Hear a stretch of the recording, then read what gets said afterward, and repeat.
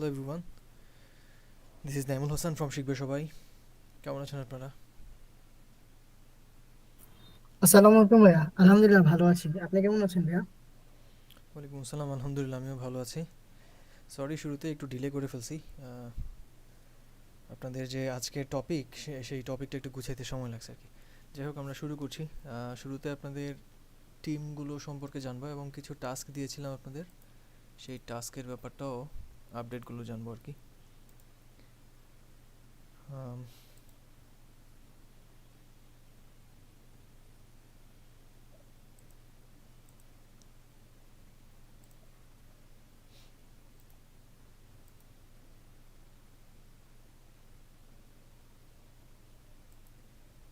আচ্ছা, ফর্মালি তো ক্লাসরুমে কোনো অ্যাসাইন করে নেই তাই না টাস্ক? যদিও ভুলে গেছি ইনফ্যাক্ট আমি কী কী দিয়েছিলাম। একটু বলবেন কাইন্ডলি কী কী করতে বলা হয়েছিল?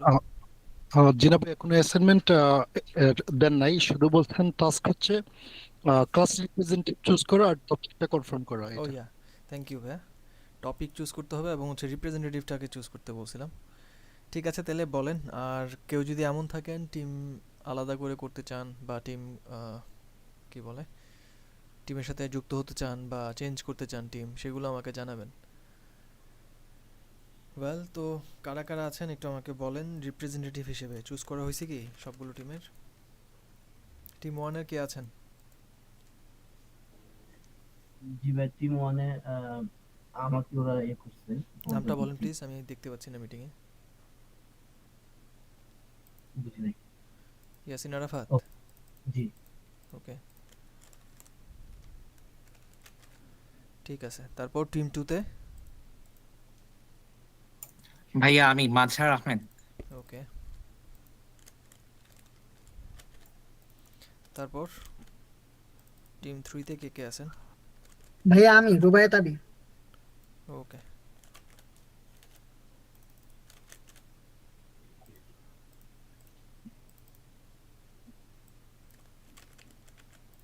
আর ইন্ডিভিজুয়ালি কাজ করতেছেন একজন। Oops, কি হলো? ফাইন। যে আমাদের একটা প্রবলেম হচ্ছিল, সেটা হচ্ছে আহ আতাউল মুকিব ভাই, উনি আমাদের সাথে যোগাযোগ করতে পারে না। আমি ট্রাই করছিলাম ওনাকে। তো হুম। ওনার মেসেঞ্জারে অ্যাড হচ্ছে না, আমি জানি না উনি আমাদের সাথে যোগাযোগ করছে কিনা, তাও জানি না। তো আমরা আপনাদের আমাদের মেসেঞ্জার গ্রুপে অ্যাড করতে পারছেন না ওনাকে এরকম? জি ওকে, ওকে, ঠিক আছে, দেখতেছি বাকিটা। আর ভাইয়া সারা আপু মেসেজ দিয়েছিল। হুম উনি মেবি দেশের বাইরে থাকে, তাই হুম, ওনার টাইম জোনের সাথে আমাদের টাইম জোন মিলবে না, তাই উনি একাই চাচ্ছে করতে। জি। স্যার আবুর সাথে কথা হয়েছে আমার এবং উনি ওকে। জার্মানিতে থাকে, যার কারণে ওনার শিডিউল ম্যাচ করবে না আমাদের সাথে। ওয়েল, তো আমরা এই ক্ষেত্রে হয়তো আলাদা করে আম, ওনাকে একটা টিম দিতে হবে আর কি।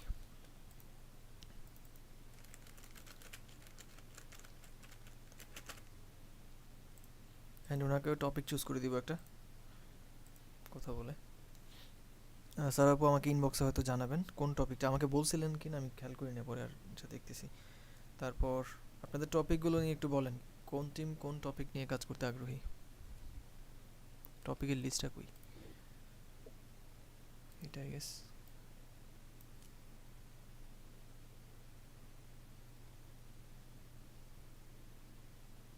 টিম ওয়ান বলেন।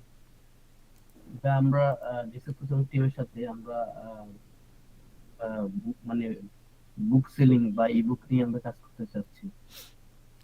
ই বুক অথবা বুক সেলিং, ওকে নাইস। পেন্টিং সাথে বুক সেলিং, পেন্টিং, কাইন্ড অফ রকম এটা এরকম।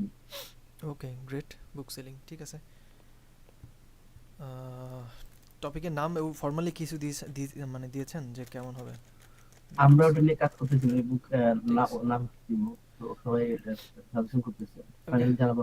আমরা তাহলে বুক সেলিং রাখলাম আপাতত, নাম চাইলে একটু দিতে পারেন গুছিয়ে।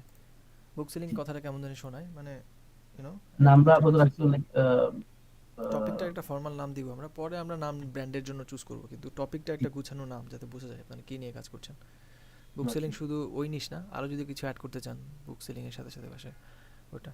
ফাইন, এটা গেল টিম ওয়ানের। তারপর টিম টু আপনারা বলেন তো কোন টপিক নিয়ে কাজ করতে চান?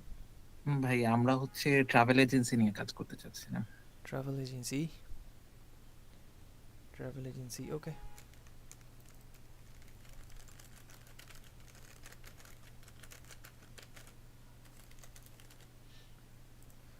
ফাইন, দুইটা পেলাম। তারপর টিম 3-তে বলেন কি নিয়ে টপিক বা ডিসকাশন হয়েছে।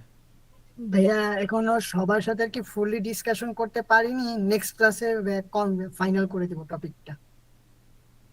এটা তো আজকেই করার কথা ছিল, নেক্সট ক্লাসে তো অন্য টাস্ক থাকবে। ভাইয়া আসলে সবার সাথে তো কন্টাক্ট করা পসিবল হয়নি, বা সবাইকে আমি বলেছিলাম যে যার যার টপিকটা দিতে, সবাই আর কি নিজেদের মতো করে দিতে পারেনি আর কি, কেন ফাইনাল আপনাদের করাটা possible আপনাদের টিমে কে কে আছে? আপনিও তো টপিক দিয়েছিলেন, কি ছিল আপনাদের টপিকগুলো? এইগুলো ছিল আপনার টপিক। জি ভাইয়া। তারপর আর কে আছে? তিথি, ওনার টপিক দিয়েছে? না ভাই, নাই। আমারটা দেওয়া হয়নি।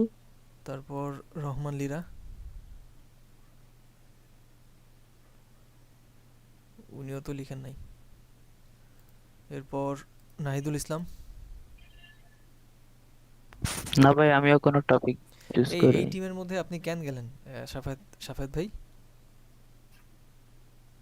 ভাইয়া আমি তো ভাই আমি বলেছিলাম যে আপনাদের ভাই টিমে আমরা, একজনও কোনো কাজ করে নাই, তাহলে ওনাদেরকে আপনি টিম নিয়ে আপনার কে বলছে এই অকুল পাথারে ভাইসা যেতে? কেউ কাজ করে নাই, টপিক কই থেকে চুজ করবেন আপনারা? আসলে তারা ইচ্ছে হয়েছে আমার টিমে আসবে, এর জন্য হুম, আর কি তাদেরকে ফাইন, নিয়েছিলাম খুব আর কি। ভালো। এবার টানেন, দেখেন কাজ না করলে তো আপনার সমস্যা। ওনারা যদি টপিক না দেয় তাহলে কেমনে? এঙ্গেজ না থাকলে তো হবে না। তিথি আপু, তারপর লীরা আপু, দেন নাহিদুল ইসলাম ভাই। কাজ করলে একটু সিনসিয়ারলি আপনারা কাজ করতে হবে কিন্তু, আদারওয়াইজ মাঝপথে গিয়ে কিন্তু প্যারা খাবেন অনেক। আমি অনেক বকাঝকা করবো, কজ এই কাজগুলো করতে ভাইয়া গেলে। আমার এখানে একটু প্রবলেম হয়েছে, তো এই জন্য আমি কাজটা 2-1 দিন করতে পারতেছি না।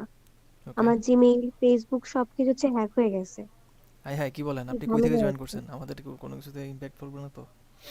না না ভাইয়া, আপনার এখন একটু সেফ জোনে আছে, এখন ওকে। আপাতত কোনো সমস্যা হবে না। এই জন্য আমি আগে ক্লাস দুটোতেও অ্যাটেন্ড হই নাই। ওকে, নাহিদ ভাই বলেন তো কি সমস্যা?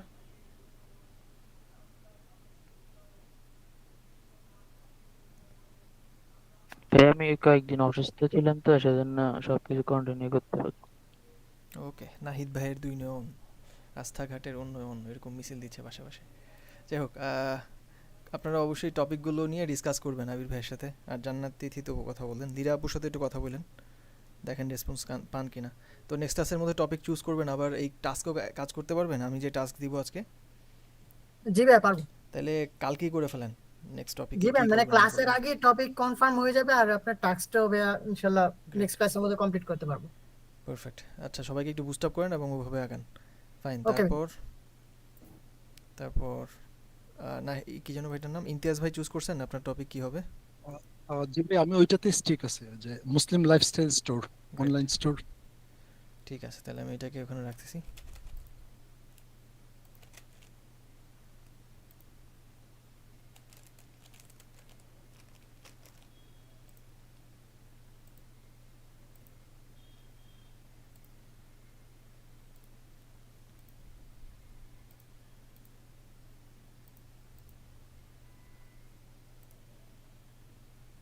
ওকে, আমরা তাহলে 4টা টপিক কনফার্ম, একটা টপিক বাকি আছে।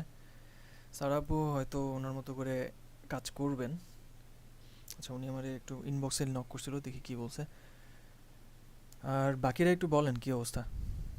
আহ, কেউ কি আছেন টিম পান নাই এরকম? আলামিন সাহেব, আপনি কি ডিসিশন নিলেন? শান্ত ভাই, ওনাকে কারো স্যার টিমে আমি নেবেন যেটা আপনারা? দিয়েছিলাম বলেন। ওটা হুম, নিয়ে একাই করতে যাচ্ছিলাম, কোনটা দিছিলেন? হোম রিলেটেড আর কি। কই?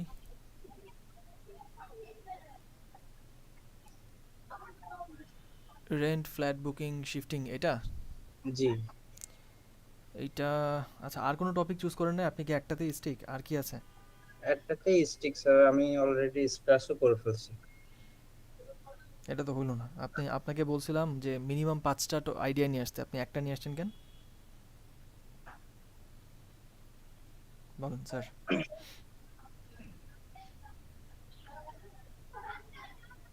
হুম।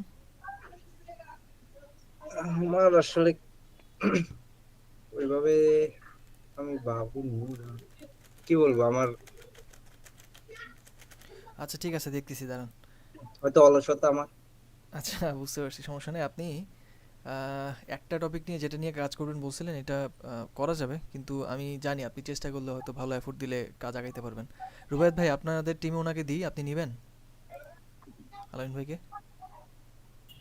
ভাইয়া প্রবলেম নেই, নিতে পারি। ওনাকে নিয়ে কাজ করেন। আলামিন ভাই আপনি ওনাদের টিমে থাকেন। আমি তো বুঝি, এতদিন দেখলাম আপনাদেরকে পটেনশিয়াল কেমন আছে। আপনি একা পারবেন অবশ্যই, আমি বিলিভ করি, কিন্তু একা করাটা একটু ডিফিকাল্ট হবে আপনার জন্য। অ্যাট দ্য সেম টাইম আপনি নিয়ে আসছেন একটা টপিক, এইটা খুবই কমন একটা টপিক। আমি চাচ্ছি না এরকম কমন টপিক নিয়ে আপনারা কাজ করেন। বা আপনি যদি এটা নিয়ে কাজ করেনও, করতে পারবেন, কিন্তু এটা নিয়ে বহুত কাজ হয়েছে বা মোটামুটি রিসোর্স কম আর কি এটা নিয়ে। আর এটা শুধুমাত্র ঢাকা অথবা এই এরিয়াগুলোতে হয়তো খুব চলবে, কিন্তু অন্যান্য জায়গায় যেখানে রেন্টের ব্যাপারটা তেমনটাই না। মোট কথা এটা নিয়ে আপনি কাজ না করে অন্য কিছু নিয়ে করতে পারেন, যেটা কিনা আরও প্রোডাক্টিভ ওয়েতে আপনাকে চিন্তা করতে সাহায্য করবে। তো এই জন্য টিমই দিচ্ছি আপনাকে, আপনি তাহলে ওই জি। টিমে থাকেন। ওকে, এই তো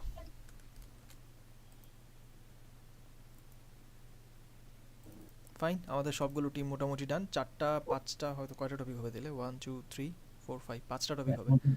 আমাদের একটা এই কারেকশন আছে ভাই, বলেন। সেটা হচ্ছে অনেস্টলি মানে আতাউল মুকিত ভাই আমাদের সাথে তো জয়েন করে নেই, তো আমরা অনেকগুলো ডিসকাশন মানে গ্রুপ ডিসকাশন সবগুলো শেষ হয়ে গেছে। হুম আমাদের টিম মেম্বার চাচ্ছে, যেহেতু আমরা একটু আগে চলে আসছি, তো ওনার সাথে বা লেট করতেছে, এখন আমাদের ওনার সাথে কাজ করতে একটু অসুবিধা আচ্ছা, হবে। ওনার সাথে আমি কথা বলি, দাঁড়ান, আপনারা তো আসেনি, ওনার সাথে বলি। আতাউল ভাই আপনি শুনতে পাচ্ছেন?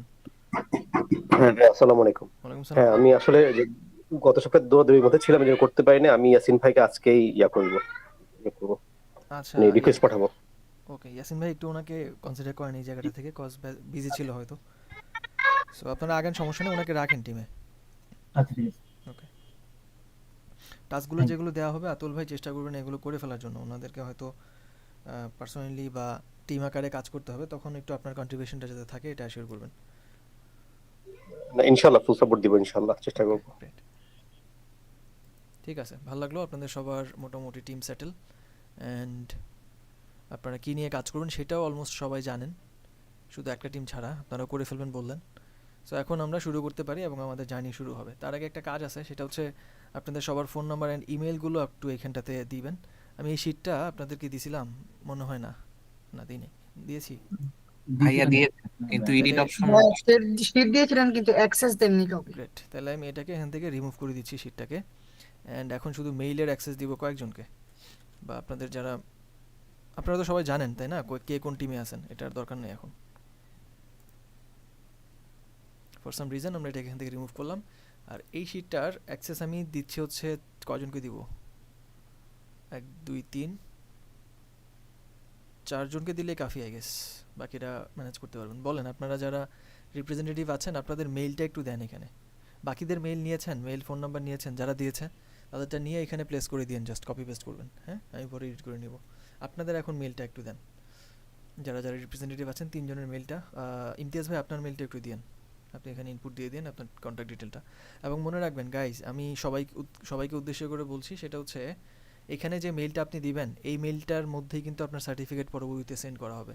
তো এখানে উল্টাপাল্টা কিছু দিয়েন না, যেটা কিনা আপনি সবসময় ইউজ করেন ফর্মালি, এরকম কিছু একটা দিয়েন, বা আপনাকে মেইল করলে যাতে পাওয়া যায় এরকম কিছু দিয়েন। আচ্ছা, ফোন নাম্বার ঐচ্ছিক, কেউ চাইলে দিতে পারেন, না দিলেও সমস্যা নেই। ওকে,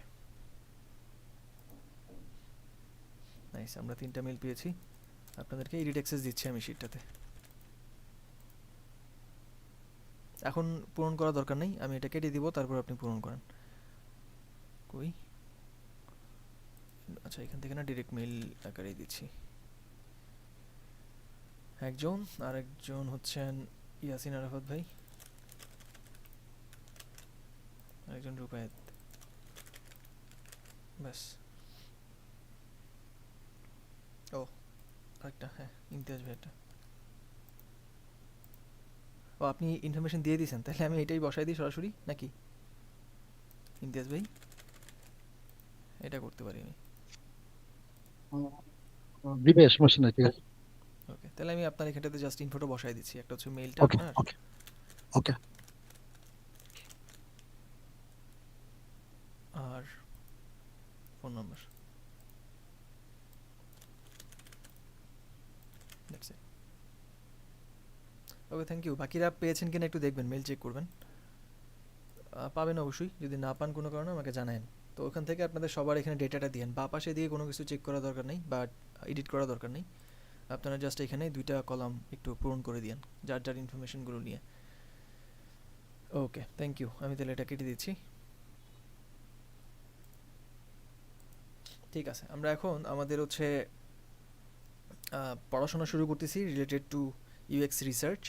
সো যখন আপনি জানেন যে আপনি কোন টপিকে কাজ করা শুরু করবেন, তখন আপনাকে যেটা করতে হবে ফ্রেমওয়ার্ক অনুযায়ী আমাদের ইনিশিয়াল পার্ট হচ্ছে এম্পাথাইজ করা।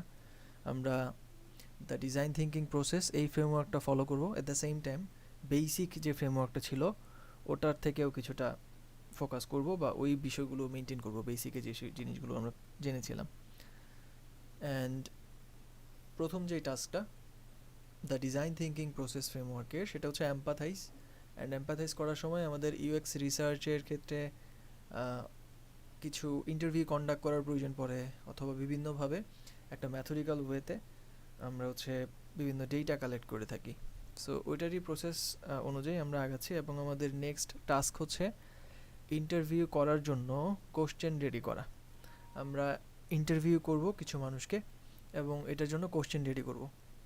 তো তার আগে কিছু বেসিক ব্যাপার আমাদের ক্লিয়ার থাকা উচিত, যেমন আমরা কি নিয়ে কাজ করতেছি সেটা একদম আমাদেরকে ক্লিয়ার হইতে হবে। আমাদের টপিক কি, কোন সমস্যা বা মানুষের কোন জিনিসটা নিয়ে আমরা কাজ করব, কোনটার জন্য আমরা সলিউশন করতে চাই, এই প্রবলেম বা একটা সার্টেন টপিক নিয়ে তারপর আমরা ফরওয়ার্ড করব। তো টিম 1 এর টপিক কি নিয়েছেন যেন? বুক আমাদের সেলিং। হচ্ছে বুক সেলিং বুক। ফাইন। তারপর টিম 2 এর ট্রাভেল এজেন্সি ভাইয়া। ট্রাভেল এজেন্সি, আর ইমতিয়াজ ভাইয়েরটা হচ্ছে মুসলিম শপ আই গেস, এরকম টাইপের। আর টিম 3 এরটা আসবে। ফাইন, আমরা এখন মোটামুটি সবাই ক্লিয়ার আছি যে কী নিয়ে আমরা কাজ করতেছি। এখন আমাদের নেক্সট গোল হচ্ছে আমরা যে সকল টপিকগুলো নিয়ে কাজ করব এই টপিকের সাথে রেলেভেন্ট আমাদের আশেপাশের মানুষ কারা আছে। একদম আপনার আশেপাশে যারা যারা আছে এটা একটু ইমাজিন করবেন। সে বুক সেলিং নিয়ে কাজ করবেন, এখন আপনি একটু ভাববেন যে আপনার আশেপাশে আপনি যেই সমাজে বা যেইখানেই থাকেন না কেন সেখানটাতে যদি আপনার বুক সেলিং টপিক হয়, তাহলে আপনার পরিবার পরিজন, বন্ধুবান্ধব অথবা কলিগ, এদের মধ্যে বুক অনলাইনে পারচেস করে এমন মানসিকতার কে কে আছে, বা এরকম ফ্রিকোয়েন্টলি পারচেস করুক না করুক অ্যাটলিস্ট বুঝে কিভাবে একটা বই অর্ডার করতে হবে, অতটুকু তার ধারণা আছে যে রকমারিতে গেলে আমি একটা বই নিতে পারবো অনলাইন থেকে। সো ওনাকে যদি আপনি প্রশ্ন করেন কিছু এই রিলেটেড, তাহলে উনি ওই ব্যাপারে আপনাকে কিছু মতামত দিতে পারবে, সে যেহেতু কনসার্ন এই ব্যাপারটা নিয়ে। তো ওই ধরনের ব্যক্তি বিশেষকে আপনি টার্গেট করবেন, যাদেরকে আপনি কথা বললে কিছু ডেটা নিতে পারবেন related to your topic. Same goes to others topic. এখানটা তো আপনারা একইভাবে আপনার আশেপাশে সারাউন্ডিংসের মধ্যে আপনি যে টপিক নিয়ে কাজ করতে চান এটা নিয়ে কনসার্ন যারা, ওদেরকেই মূলত টার্গেট করবেন ইনিশিয়ালি, যে ওনাদের সাথে কথা বললে হয়তো আমরা কিছু জানতে পারবো, অথবা আমি নিজেই তো মানে মূলত এটা নিয়ে খুব ভালোভাবে বুঝি, তো এটা নিয়ে ডিসকাস করার মতো আশেপাশে কেউ আছে কিনা। হ্যাঁ, এখন এটা র্যান্ডম কোনো ডিসকাশন না, একটা ফর্মাল ডিসকাশন টাইপের হলে ভালো হয়। যদিও আমাদের রিলেশনগুলো ফর্মাল ইনফর্মাল যাই হোক না কেন, সে আপনার কলিগ হতে পারে অথবা আপনার ফ্রেন্ড হতে পারে অথবা আপনার সিবলিংস হতে পারে, এটা ম্যাটার করে না। ম্যাটার করে হচ্ছে সে বুঝতে পারতেছে কিনা। সো আপনি যেভাবে ডিসকাস করেন না কেন, ফর্মালি ওর ইনফর্মালি, একটা ডকুমেন্টেশন করতে হবে ফর্মালি। লাইক ওনাকে আপনি কী জিজ্ঞেস করতেছেন সেটার একটা ডকুমেন্ট রেডি করতে হবে। স্পেসিফিক কিছু প্রশ্ন আমরা জিজ্ঞেস করব, আর সেই প্রশ্নের যে উত্তরগুলো উনি দিবেন সেই অনুযায়ী আমাদের ফার্দার রিসার্চ কন্ডাক্ট করতে হবে আর কি। একটু ক্লিয়ার সবাই? পারা যাবে? আশেপাশে যদি কয়েকজনকে নোটিস করতে বলি, কয়জনকে পারবেন যদি বলা হয় প্রত্যেকটা টপিকে সবাইকে যদি বলি, আপনারা কয়জনের সাথে আশেপাশে এরকম পাবেন কথা বলার মতো বলেন তো? একটু চিন্তা করে 2-1 মিনিট আপনারা চ্যাট বক্সে লিখেন। আমি ধরেন প্রত্যেককেই বললাম আপনার আশেপাশে এরকম কয়জন আছে আপনার যে টপিক ওটার জন্য, আপনারা একটু চ্যাট বক্সে লিখেন 1 2 3 4 5 6 100 পর্যন্ত যত মন চায় লিখেন। মানে আপনার আশেপাশে কয়জনের সাথে আপনি কথা বলতে পারবেন, আসলেই কথা বলতে পারবেন, একটু ভেবে চিন্তে লিখেন। সবাই লিখেন।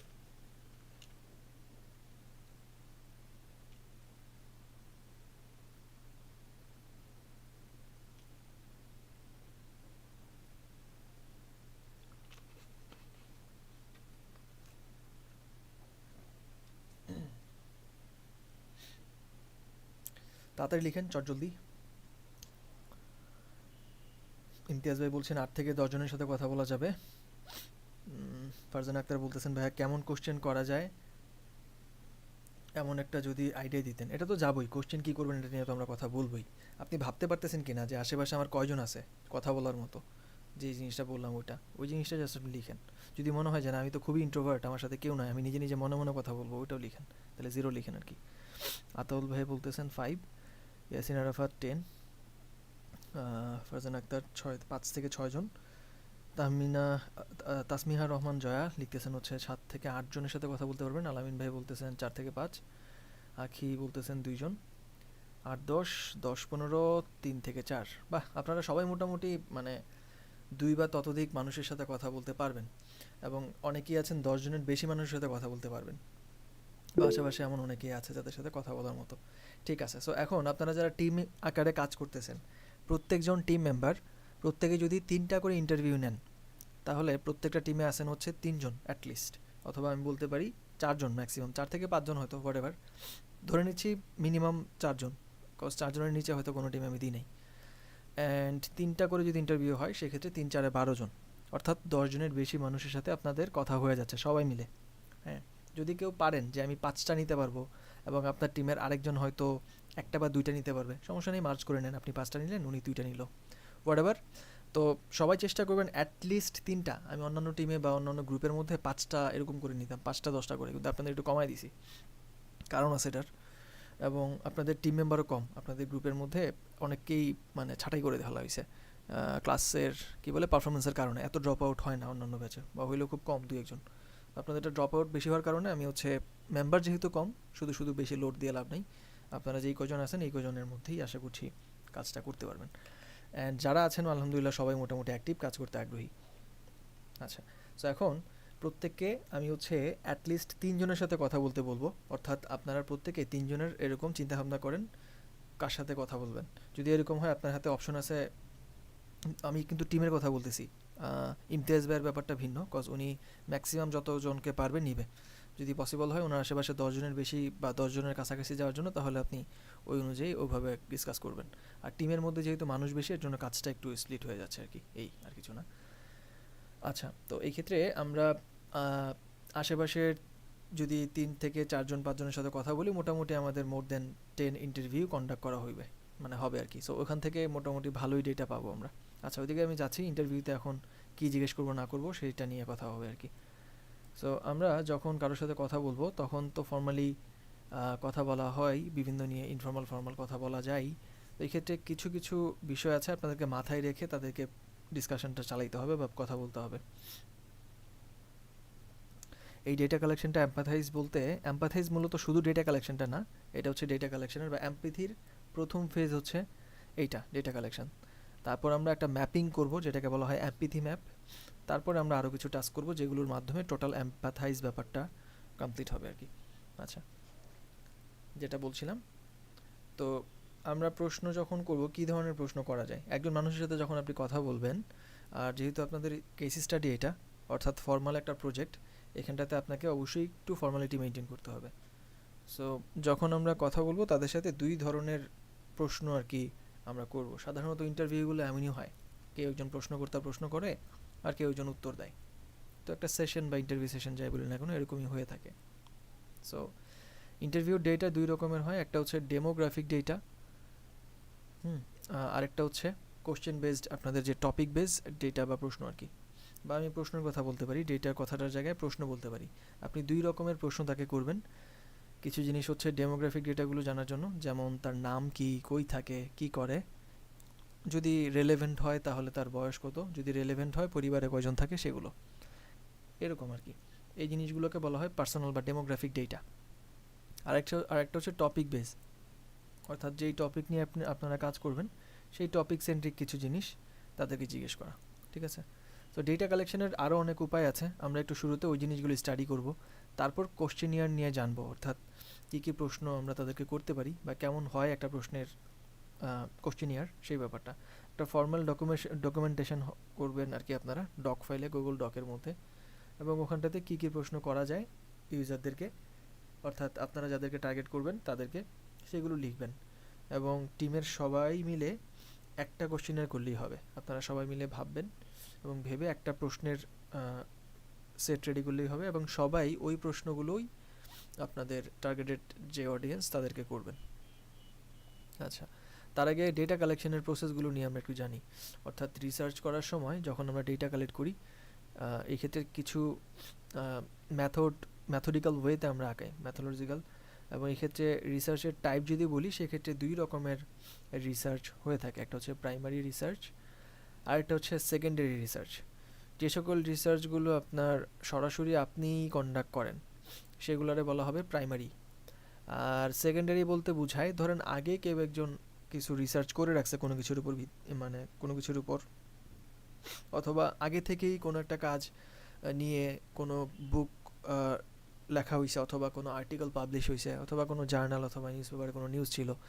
এই সার্বিক ব্যাপারগুলো যদি আগে থেকে কোনো কিছু করা থাকে এবং সেইটা যদি আপনি পড়ে বা সেটা দেখে যদি আপনি আইডিয়া নিয়ে কাজ করেন, তখন ওটাকে বলা হবে সেকেন্ডারি রিসার্চ। অর্থাৎ আপনি নিজে করেন নাই, অন্য কেউ করেছিল আগে, সেটার ডেটাগুলো আপনি আপনার কাজে ব্যবহার করতেছেন। সো এইভাবে করে আমরা দুইভাবে ইউএক্স রিসার্চ করতে পারি। তো সেকেন্ডারিটা আমাদের হয়তো লাগবে কোনো একটা সময়, আমরা আমাদের রিসার্চের মধ্যেই সেকেন্ডারি রিসার্চও করব। কম্পিটিটর অডিট করার সময় মোটামুটি আমাদের ওটা হয়তো কাজে লাগবে। আর প্রাইমারি রিসার্চ যেটা, এইটার মধ্যে মূলত আমরা সাধারণত সরাসরি যেহেতু নিজেরা কন্ডাক্ট করি এই রিসার্চগুলো, সেই ক্ষেত্রে প্রাইমারি রিসার্চের বেশ কিছু উপায় আছে করার ক্ষেত্রে, কিছু স্কোপ আছে আর কি, যেভাবে আমরা করে থাকি। সো আপনি চাইলে প্রাইমারি রিসার্চটা ইন্টারভিউর মাধ্যমে করতে পারবেন, 1-to-1 ইন্টারভিউর মাধ্যমে প্রাইমারি রিসার্চ করা যাবে। অথবা আপনি চাইলে সার্ভে কন্ডাক্ট করতে পারবেন, কোনো একটা গুগল ফর্ম অথবা একটা ডকুমেন্ট। আপনি যদি আপনার সামনে 10 জন থাকে, তাকে ধরেন আপনি মাল্টিপল চয়েস কোশ্চেনের মতো করে কিছু কোশ্চেন লিখে ওটা তাদের কাছে দিলেন, তারা ওটাকে গোল্লা ভরাট করে দিল অথবা টিকমার্ক করে দিল, আর আপনি ওটাকে পরবর্তীতে কালেক্ট করে আপনার যে ডেটাগুলো দরকার সেগুলো নিলেন। সো এইভাবে সার্ভে কন্ডাক্ট করা যেতে পারে, এটা গুগল ফর্মেও হতে পারে, অ্যান্ড এটা চাইলে আপনি সরাসরি ফিজিক্যালি গিয়েও করতে পারেন যদি পসিবল হয়। তো আমরা এই সার্ভেটাও হয়তো করব আমাদের ইউএক্স রিসার্চ পার্টের কোনো এক সময়। তারপর আসে হচ্ছে ইউজিবিলিটি স্টাডিজ। এইটা আরেকটা দারুণ পদ্ধতি, এই জিনিসটাকে বলা হয় SUS, ইউজিবিলিটি স্টাডি স্কেল। তো এই ক্ষেত্রে আমরা মূলত আমরা যে প্রোডাক্টটা রেডি করব, সেই প্রোডাক্টের টেস্টিং পারপাসে ইউজারদেরকে কিছু টাস্ক অ্যাসাইন করা হয়। সে আপনি একটা মোবাইল অ্যাপ্লিকেশন বানিয়েছেন, সেই অ্যাপ্লিকেশনের মাধ্যমে কেউ একজন অনলাইনে বই অর্ডার করতে পারবে।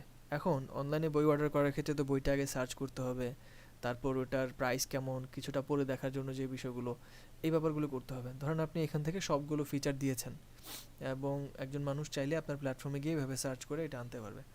এখন আপনি এটা ঠিক আছে কিনা বা মানুষ আদৌ সার্চ করে পায় কিনা বা বুঝতে পারে কিনা, এই জিনিসটা বোঝার জন্য একজন ইউজারকে আপনি টেস্ট করতে দিলেন, বললেন যে দেখেন তো আমার এখান থেকে কোনো একটা বই আপনি সার্চ করে অর্ডার করতে পারছেন কিনা।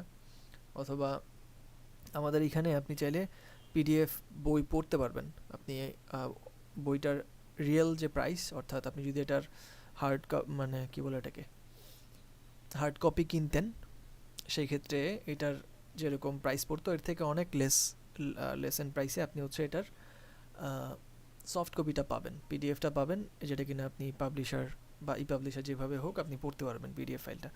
অ্যান্ড এটার জন্য আপনার নাম কস্ট একটা প্রাইস হয়তো আপনি চার্জ করতে পারেন, অ্যান্ড ওই জিনিসটা আপনি তাদেরকে অ্যাক্সেস দিতে পারেন এবং সেইটা আপনি টেস্ট করাতে পারেন, দেখেন তো আপনার PDFটা ঠিকমতো কাজ করে কিনা, বা আপনার ডাউনলোড করার প্রয়োজন নেই, আমাদের প্ল্যাটফর্মে থেকে আপনি জাস্ট এটা পড়তে পারেন কিনা।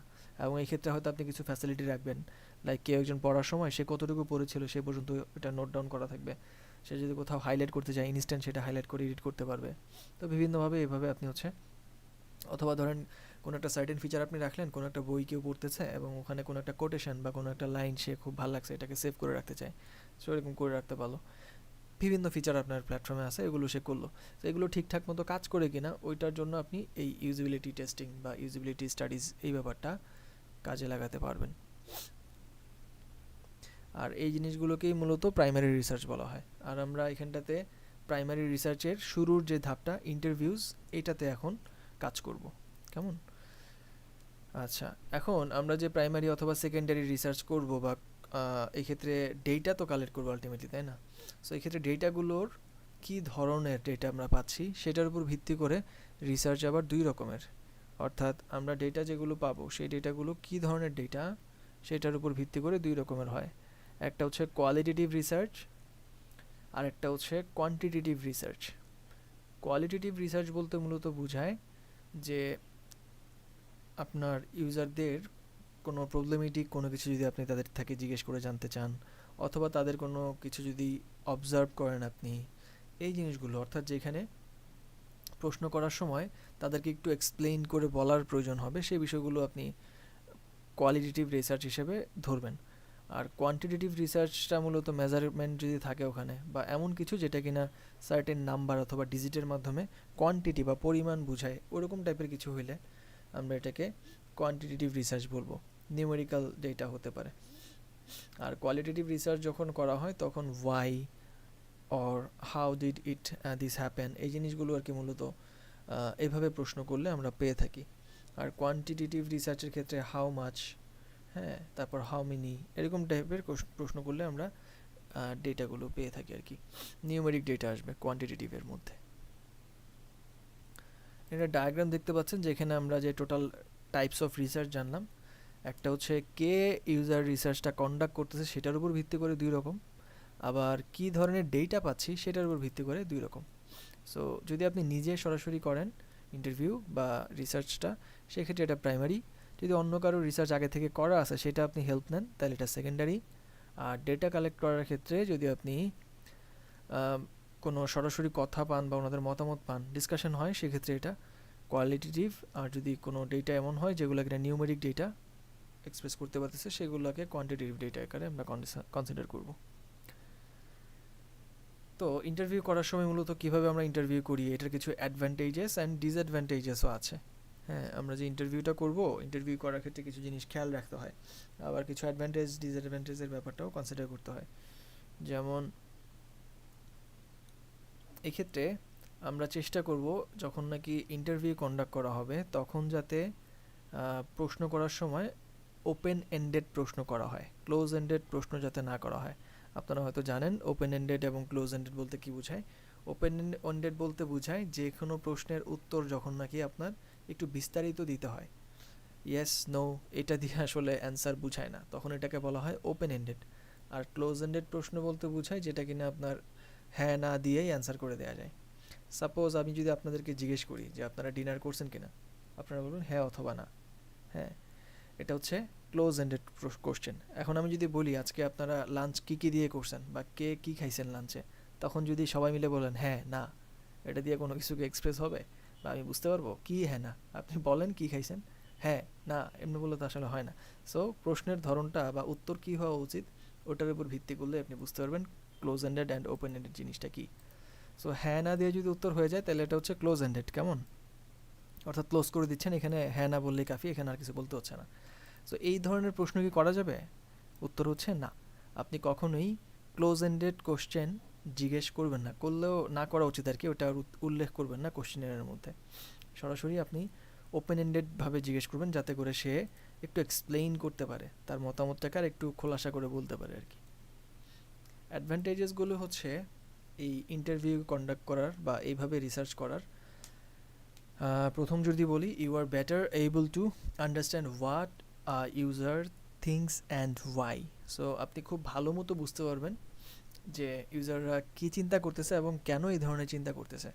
You can adjust your questions or refocus the discussion based on the users answers, কেমন। সো এইটা একটা মজার ফিচার। যেমন আমরা হয়তো একটা ফর্মাল ডকুমেন্ট নিয়ে যাব কোশ্চেন করার জন্য, কোশ্চেনিয়ার বানিয়ে নিয়ে যাব, কথা বলবো। তো আপনি যখন প্রশ্ন করবেন তখন দেখা যাবে উনি একটা এমন মতামত দিছে, বাকি প্রশ্নগুলো ওনাকে না করলেও চলবে, অ্যান্ড আপনি বুঝতেই পারতেছেন যে ওনার সাথে ওই প্রশ্নটা যাচ্ছে না। তখন আপনি ওনার সাথে যায় এরকম একটা প্রশ্ন ইনস্ট্যান্ট রিপ্লেসমেন্ট করে দিতে পারবেন এবং ওনার এন্ড থেকে আপনি জিজ্ঞেস করতে পারবেন। হ্যাঁ, ধরেন আপনাদের সেকেন্ড টপিকটা জানি কী ছিল?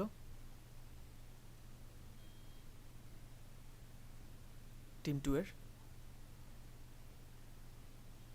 ট্রাভেল এজেন্সি ভাইয়া। ওকে, সাপোজ ট্রাভেল এজেন্সিতে ধরেন আপনি ট্রাভেল এজেন্সির হানিমুন প্যাকেজ রাখছেন। হ্যাঁ, হানিমুন প্যাকেজ রাখছেন, এখন আপনি আপনার কোনো একটা ফ্রেন্ডকে জিজ্ঞেস করতেছেন, আপনার যেহেতু কোশ্চেন করতে হবে হানিমুন প্যাকেজ থাকবে, বা সাপোজ একটু এটা নিয়ে যেহেতু জিজ্ঞেস করবেন, ট্রাভেল এজেন্সিতে তো বিভিন্ন রকম কাজ হয় তাই না? তো একটা পার্ট ট্রাভেল এজেন্সির যে যারা কিনা হাজব্যান্ড ওয়াইফ তারা হচ্ছে হানিমুনে যায় সাপোজ। এখন এখানটাতে আপনি যদি এমন কাউকে ইন্টারভিউ করেন যে কিনা ব্যাচেলর, সে বিয়ে করে নাই, তাইলে তাকে তো আর হানিমুন প্যাকেজ নিয়ে জিজ্ঞেস করে লাভ নাই তাই না? সো আপনার ওখানে কোশ্চেনারে যদি লেখা থাকে যে এই ধরনের প্যাকেজ থাকলে আপনি নেবেন কিনা বা এটাতে ইন্টারেস্টেড কিনা, তো এটা তো আর হেরে জিজ্ঞেস করে লাভ নাই, কজ উনি তো বিয়েই করে নাই। হোয়াট এভার, একটা এক্সাম্পল দিলাম আর কি, যে ভিত্তি করে উনি কী ধরনের আসলে ইউজার বা ওনার সার্কামস্টেন্সটা কী, ওইটা আপনি বুঝে তারপর প্রশ্নটা করা উচিত বা করবেন। এবং আপনি যদি চান যে এই প্রশ্নটা স্কিপ করে অন্য একটা করবেন, অথবা তাকে জিজ্ঞেস করতে পারেন যে আপনি ফ্রেন্ডদের নিয়ে বেড়াতে যাবেন কিনা, বা গেলে কীভাবে যান, বা অপরিচিত কারোর সাথে আপনি টিম আকারে বেড়াতে যেতে পছন্দ করেন কিনা। সে আমরা যদি এরকম প্যাকেজ অফার করি যেখানে কিনা আমরা একটা টিম করব এবং সবার অথেন্টিসিটি ভেরিফাই করে নিব, অ্যান্ড সেই ব্যাপারগুলো তাদের আর কি পার্সোনাল যে পরিচয় বা তাদের কি বলে ফেক কোনো কিছু করা যাবে না, এখান থেকে সবাই আর কি মোটামুটি ফ্রিকোয়েন্টলি ঘুরতে যায়, অ্যান্ড আমরা 4-5 করে একটা গ্রুপ আকারে বিভিন্ন ট্যুরে পাঠাই, এবং কেউ কাউরে চিনে না, নতুন ফ্রেন্ড হচ্ছে বা ঘুরতে যাচ্ছে এরকম। সো আপনি ওইরকম টাইপের সার্ভিস ইন্টারেস্টেড কিনা জিজ্ঞেস করলেন, তখন এটা ওনার সাথে যায়। আর যদি কোনো ম্যারিড পার্সনকে বা মোটামুটি মধ্যবয়স্ক ওনাকে জিজ্ঞেস করেন এই কথা, সে বললো আমার বউ দৌড়ানি দিবে আমাকে। সো এটা ডিপেন্ড করে আর কি যে কী ধরনের মানুষকে আপনি জিজ্ঞেস করবেন, অ্যাসপেক্টসটা আপনি বুঝে ওই অনুযায়ী প্রশ্নগুলোকে অ্যাডজাস্ট করতে পারবেন। Well, you have the ability to ask follow-up questions in real time. So এখানটাতে আপনি চাইলে কোনো একটা প্রশ্নের প্রত্যুত্তরে তাকে জিজ্ঞেস করতে পারেন, ফলো আপ কোশ্চেন যেটাকে বলে আর কি, এবং সরাসরি জিজ্ঞেস করতে পারবেন। সো এমন একটা কিছু বললো সে, এটার এগেনস্টে আরও কিছু প্রশ্ন তাকে করলে আরও কয়েকটা ডেটা হয়তো বেশি পাবেন আপনি, বা আরও কিছু এত ইলাবোরেট করার জন্য ওনাকে ফ্লোর দিতে পারবেন। সো এক্ষেত্রে সরাসরি যখন কথা বলা হয় তখন এটা একটা স্কোপ থাকে আর কি, আপনি ফলো আপ প্রশ্নগুলো জিজ্ঞেস করে ফার্দার কিছু জানার থাকলে সেটাও জেনে নিতে পারেন, রিলেভেন্ট কিছু। আচ্ছা, তারপর you have the ability to ask questions specific to a user's need. So যেমনটা একটু আগে বলছিলাম আমি, কোনো একটা সাইটের ইউজারের নিডস যদি বিশেষভাবে আপনার জিজ্ঞেস করতে হয়, স্পেসিফিকলি ওনাকেই, অন্য কারোর সাথে যদি এটা না যায়, সেক্ষেত্রে আপনি এটাও জিজ্ঞেস করতে পারবেন, depends on user needs. You will receive direct suggestions from the user. So আপনি যখন কারোর সাথে ডিসকাস করবেন বা কথা বলবেন, তখন সরাসরি তাদের কিছু সাজেশনও পাবেন, রাইট? আপনি যখন তাদেরকে জিজ্ঞেস করবেন যে আমরা তো ট্রাভেলের মধ্যে এখানটাতে ট্রেনের টিকিট বা এই ব্যাপারগুলো একটা হ্যাসেল, সো আমরা এই ট্রেনের টিকিটগুলো বিশেষভাবে আপনাদেরকে চেষ্টা করব দেওয়ার জন্য, এবং আপনারা হয়তো যদি ট্রেনের টিকিট কাটতে চান সেক্ষেত্রে দেখা যায় অনেক হ্যাসেলের মধ্যে থাকতে হয়, ব্ল্যাক থাকে, ইভেন টিকিট এখন অনলাইনে কাটতে গেলেও পাওয়া যায় না, 2-3 সপ্তাহ আগে থেকেও খুঁজে পাওয়া যায় না, গায়েব হয়ে যায়। সো আমরা যদি এখানে কোনো একটা বিশেষভাবে আপনাদেরকে টিকিটের ব্যবস্থা করি, সেই জিনিসটা আপনার জন্য কেমন হবে? তারা বলবে এটা তো দারুণ ব্যাপার, আমি তো বাড়িতে যাইতে গেলে দেখা যায় টিকিটই পাই না, এবং স্টেশনে গেলে ঠিকই টিকিট পাই, বলে ম্যানেজ করে দিব, এত টাকা লাগবে। কিন্তু অনলাইনে যে মানে রিয়েল প্রবলেমটা সেটা আমি ফেস করতেছি, দেখা যাচ্ছে যে আমাকে বলতেছে ওইরকম ওই জায়গাতে আমাদের ওয়েবসাইটে গেলে টিকিট পাবেন, বাইরে কোনো টিকিট নাই, কিন্তু ওয়েবসাইটে গেলে দেখায় টিকিট শূন্য, আবার স্টেশনে গেলে দেখা যায় অনেকে আমাকে ঝেঁকে ধরে যে হ্যাঁ টিকিট লাগবে কিনা। আরে কি, এটা কেমন হলো? সো এই জিনিসটা তো হলো না, আমি এখন এটা নিয়ে খুবই ঝামেলায় আছি ভাই, বাড়িতে যেতে পারি না। তাহলে কি করব? আচ্ছা, আপনাদের প্ল্যাটফর্মে আসলে কি আপনারা নিশ্চিত করবেন যে টিকিট দিবেন এবং এটা কোনো ব্ল্যাক ট্ল্যাক হাবি যাবি না, যা প্রাইস আছে তাই। হ্যাঁ, তাহলে যদি করেন তাহলে ঠিক আছে। সো এইভাবে করে ডিসকাশন হতে পারে, এবং ডিরেক্ট সাজেশন বা পেইন পয়েন্টস আপনি জানতেই পারেন বিভিন্ন অ্যাঙ্গেল থেকে। এটার কিছু ডিসঅ্যাডভান্টেজেসও আছে, যেমন it's time consuming to interview each user. এখানে সবাইয়ের সাথে যখন আপনি কথা বলবেন সময় লাগে আসলে, এখানে এমন না যে আপনি কি বলে উইদিন নো টাইম আপনি কাউকে জিজ্ঞেস করে কোনো ডেটা পেয়ে যাবেন, একটু সময় ব্যয় করতে হবে, দেখা যায় এটা 10-15-20 মিনিট, আধা ঘন্টা এরকম সময় লেগে যায়। সো আপনারা যখন ইন্টারভিউ করবেন আপনাদেরও এরকম সময় লাগবে, এই ব্যাপারটা মাথায় রাখতে হবে, যদিও একটা ডিসঅ্যাডভান্টেজেস এই ক্ষেত্রে আর কি। আরেকটা হচ্ছে it's expensive to pay participants and two rent space for the interviews. So যদিও এটা আপনাদের হবে না হয়তো, কারণ আপনারা যেহেতু শিখতেছেন এখন প্র্যাকটিস পারপাসে, সেক্ষেত্রে আমি আপনাদেরকে কোনো এক্সপেন্স বা পেমেন্ট করতে হয়তো হবে না, বিকজ আপনাদেরকে আমি বলছি যে আশেপাশে পরিচিত কাউকে টার্গেট করার জন্য। তাহলে এক্ষেত্রে ওনাদেরকে হয়তো পেই করার প্রয়োজন নেই ফর্মালি, চাইলে একটু চায়ের আড্ডা দিতে পারেন এই, অথবা ফর্মালি কোথাও বুঝতে পারেন বা কথাবার্তার ছলে হয়তো এটা পেয়ে যাবেন ডেটাটা। সো এক্ষেত্রে আপনার যখন নাকি রিয়েল টাইম প্রজেক্ট নিয়ে কোনো কোম্পানি কাজ করে তখন কিন্তু ওনারা পেই করে, এবং তাদের টার্গেট ইউজারদের মধ্যে অনেকেই দেখা যায় তারা হয়তো ফর্মালি একটু মেনটেন করে যে আমাদের ইউজার বেস কারা এবং কনজিউমার কারা, ওনাদের থেকে কয়েকজনকে ডেকে এনে কিছু কি জিনিস টেস্ট করানো অথবা তাদের কাছ থেকে কোনো মতামত চাওয়া। তো এটা যখন করবেন তখন তারা তো ফ্রি আসবে না, তাই না? তারা ভাড়া দিয়ে আপনার কাছে এসে আপনি দাওয়াত করলেন কোথাও, আসলো না হয়, কিন্তু খালি হাতে ফেরত যাওয়াটা কেমন দেখায়। তো তাদেরকে হয়তো কোনো গিফট করা অথবা তাদেরকে একটা সার্টেন পেমেন্ট দেয়া অথবা অ্যাটলিস্ট এরিয়া এগুলোকে দেয়া। তারপর একটা স্পেস আবার রেন্ট করা লাগবে। এমন হতে পারে আপনার অফিসে হয়তো আপনি 100 জনকে ডাকছেন, 100 জনের জায়গায় তো আর অফিসে হবে না। তো এই ক্ষেত্রে হয়তো আপনি দুইটা কাজ করতে পারেন, একটা হচ্ছে টাইম নিয়ে ভেঙে ভেঙে নিতে পারেন, আর একটা হচ্ছে চাইলে একটা কনফারেন্স করার জন্য কোনো একটা হল ভাড়া নিলেন, তারপর ওখান থেকে মানুষকে জানতে চাইলেন, বিভিন্ন রকম হতে পারে। সো এটা এক্সপেন্সিভ। ওকে, দেন আরেকটা ব্যাপার হচ্ছে the sample size are smaller due to time and money constraints. So এখানটাতে স্যাম্পল সাইজটা খুবই ছোট হয়, যেমন 3 জন 4 জন 5 জন বা ম্যাক্সিমাম 100 জনকে হয়তো আপনি নিলেন, বা 1000 জনকে নিলেও কিন্তু বিশাল একটা ডেটা। সো অনেক কোম্পানি বা অনেক প্রোডাক্ট আছে যাদের কিনা ইউজার বেস বিশাল বিশাল থাকে। আপনি প্লে স্টোরে গেলে দেখবেন যে এক একটা অ্যাপ বিলিয়ন ও ডাউনলোড হয়, মিলিয়ন তো কমনই, তাই না? 5 million, 10 million, 10 million is a huge number, তাই না? সো এখান থেকে যদি ইন্টারভিউ কথা করতে বলা হয় তাহলে তো পাগল হয়ে যাবে মানুষ, এতজন তো করা যাবে না ইন্টারভিউ। তো সেই ক্ষেত্রে সাইজটা আমরা স্যাম্পল হয়তো কম নিতে হয়, 2 4 5 জন 10 জন 100 জন ম্যাক্সিমাম। আমাদের ইন্টারভিউ করার ক্ষেত্রে হয়তো আমরা 10 জন টার্গেট করব সবাই মিলে। সো এর বেশিও হতে পারে, 10 15 20 জন হতে পারে। তো এরকম টার্গেট করে আমরা হয়তো আগাবো। কিন্তু রিয়েল টাইম প্রজেক্টের ক্ষেত্রে হয়তো সময় স্বল্পতা, পাশাপাশি যেহেতু এটার একটা মানিও ফ্যাক্ট এখানটাতে স্পেন্ড করতে হবে, তো এর জন্য দেখা যায় একটা বাইন্ডিংস থেকে যায় আর কি। এত মানে প্রত্যেককে যদি আপনি ইনভাইট করানো, সে আপনার মানে ওরকম মানি বা ফিনান্সিয়াল অ্যাবিলিটি আছে, আপনি চাইলেই 1000 মানুষকে ইন্টারভিউ নিতে পারবেন, ওইরকম টাকা আপনার আছে, ক্ষমতা আছে, ফাইন নিলেন। কিন্তু 1000 মানুষের সাথে কথা বলতে কী পরিমাণ সময় লাগবে একটু বুঝতে পারছেন? সো এই জিনিসগুলো প্রত্যেকে যদি হাফ অ্যান আওয়ার করেও নেয় বহুত সময় লাগবে। সো দিনকে দিন তো ইন্টারভিউ নেওয়া যাবে না, এই ক্ষেত্রে আপনাকে একটা ইনস্ট্যান্ট যদি কোনো প্রবলেম হয় সেটা সলিউশনের জন্য আপনাকে হয়তো ইনস্ট্যান্ট ডেটা লাগবে। তো এইগুলো একটা মানে ডিসঅ্যাডভান্টেজেস এই ক্ষেত্রে। তারপর group interviews can be affected by the bandwagon effect or going along with the group's opinion instead of thinking creatively.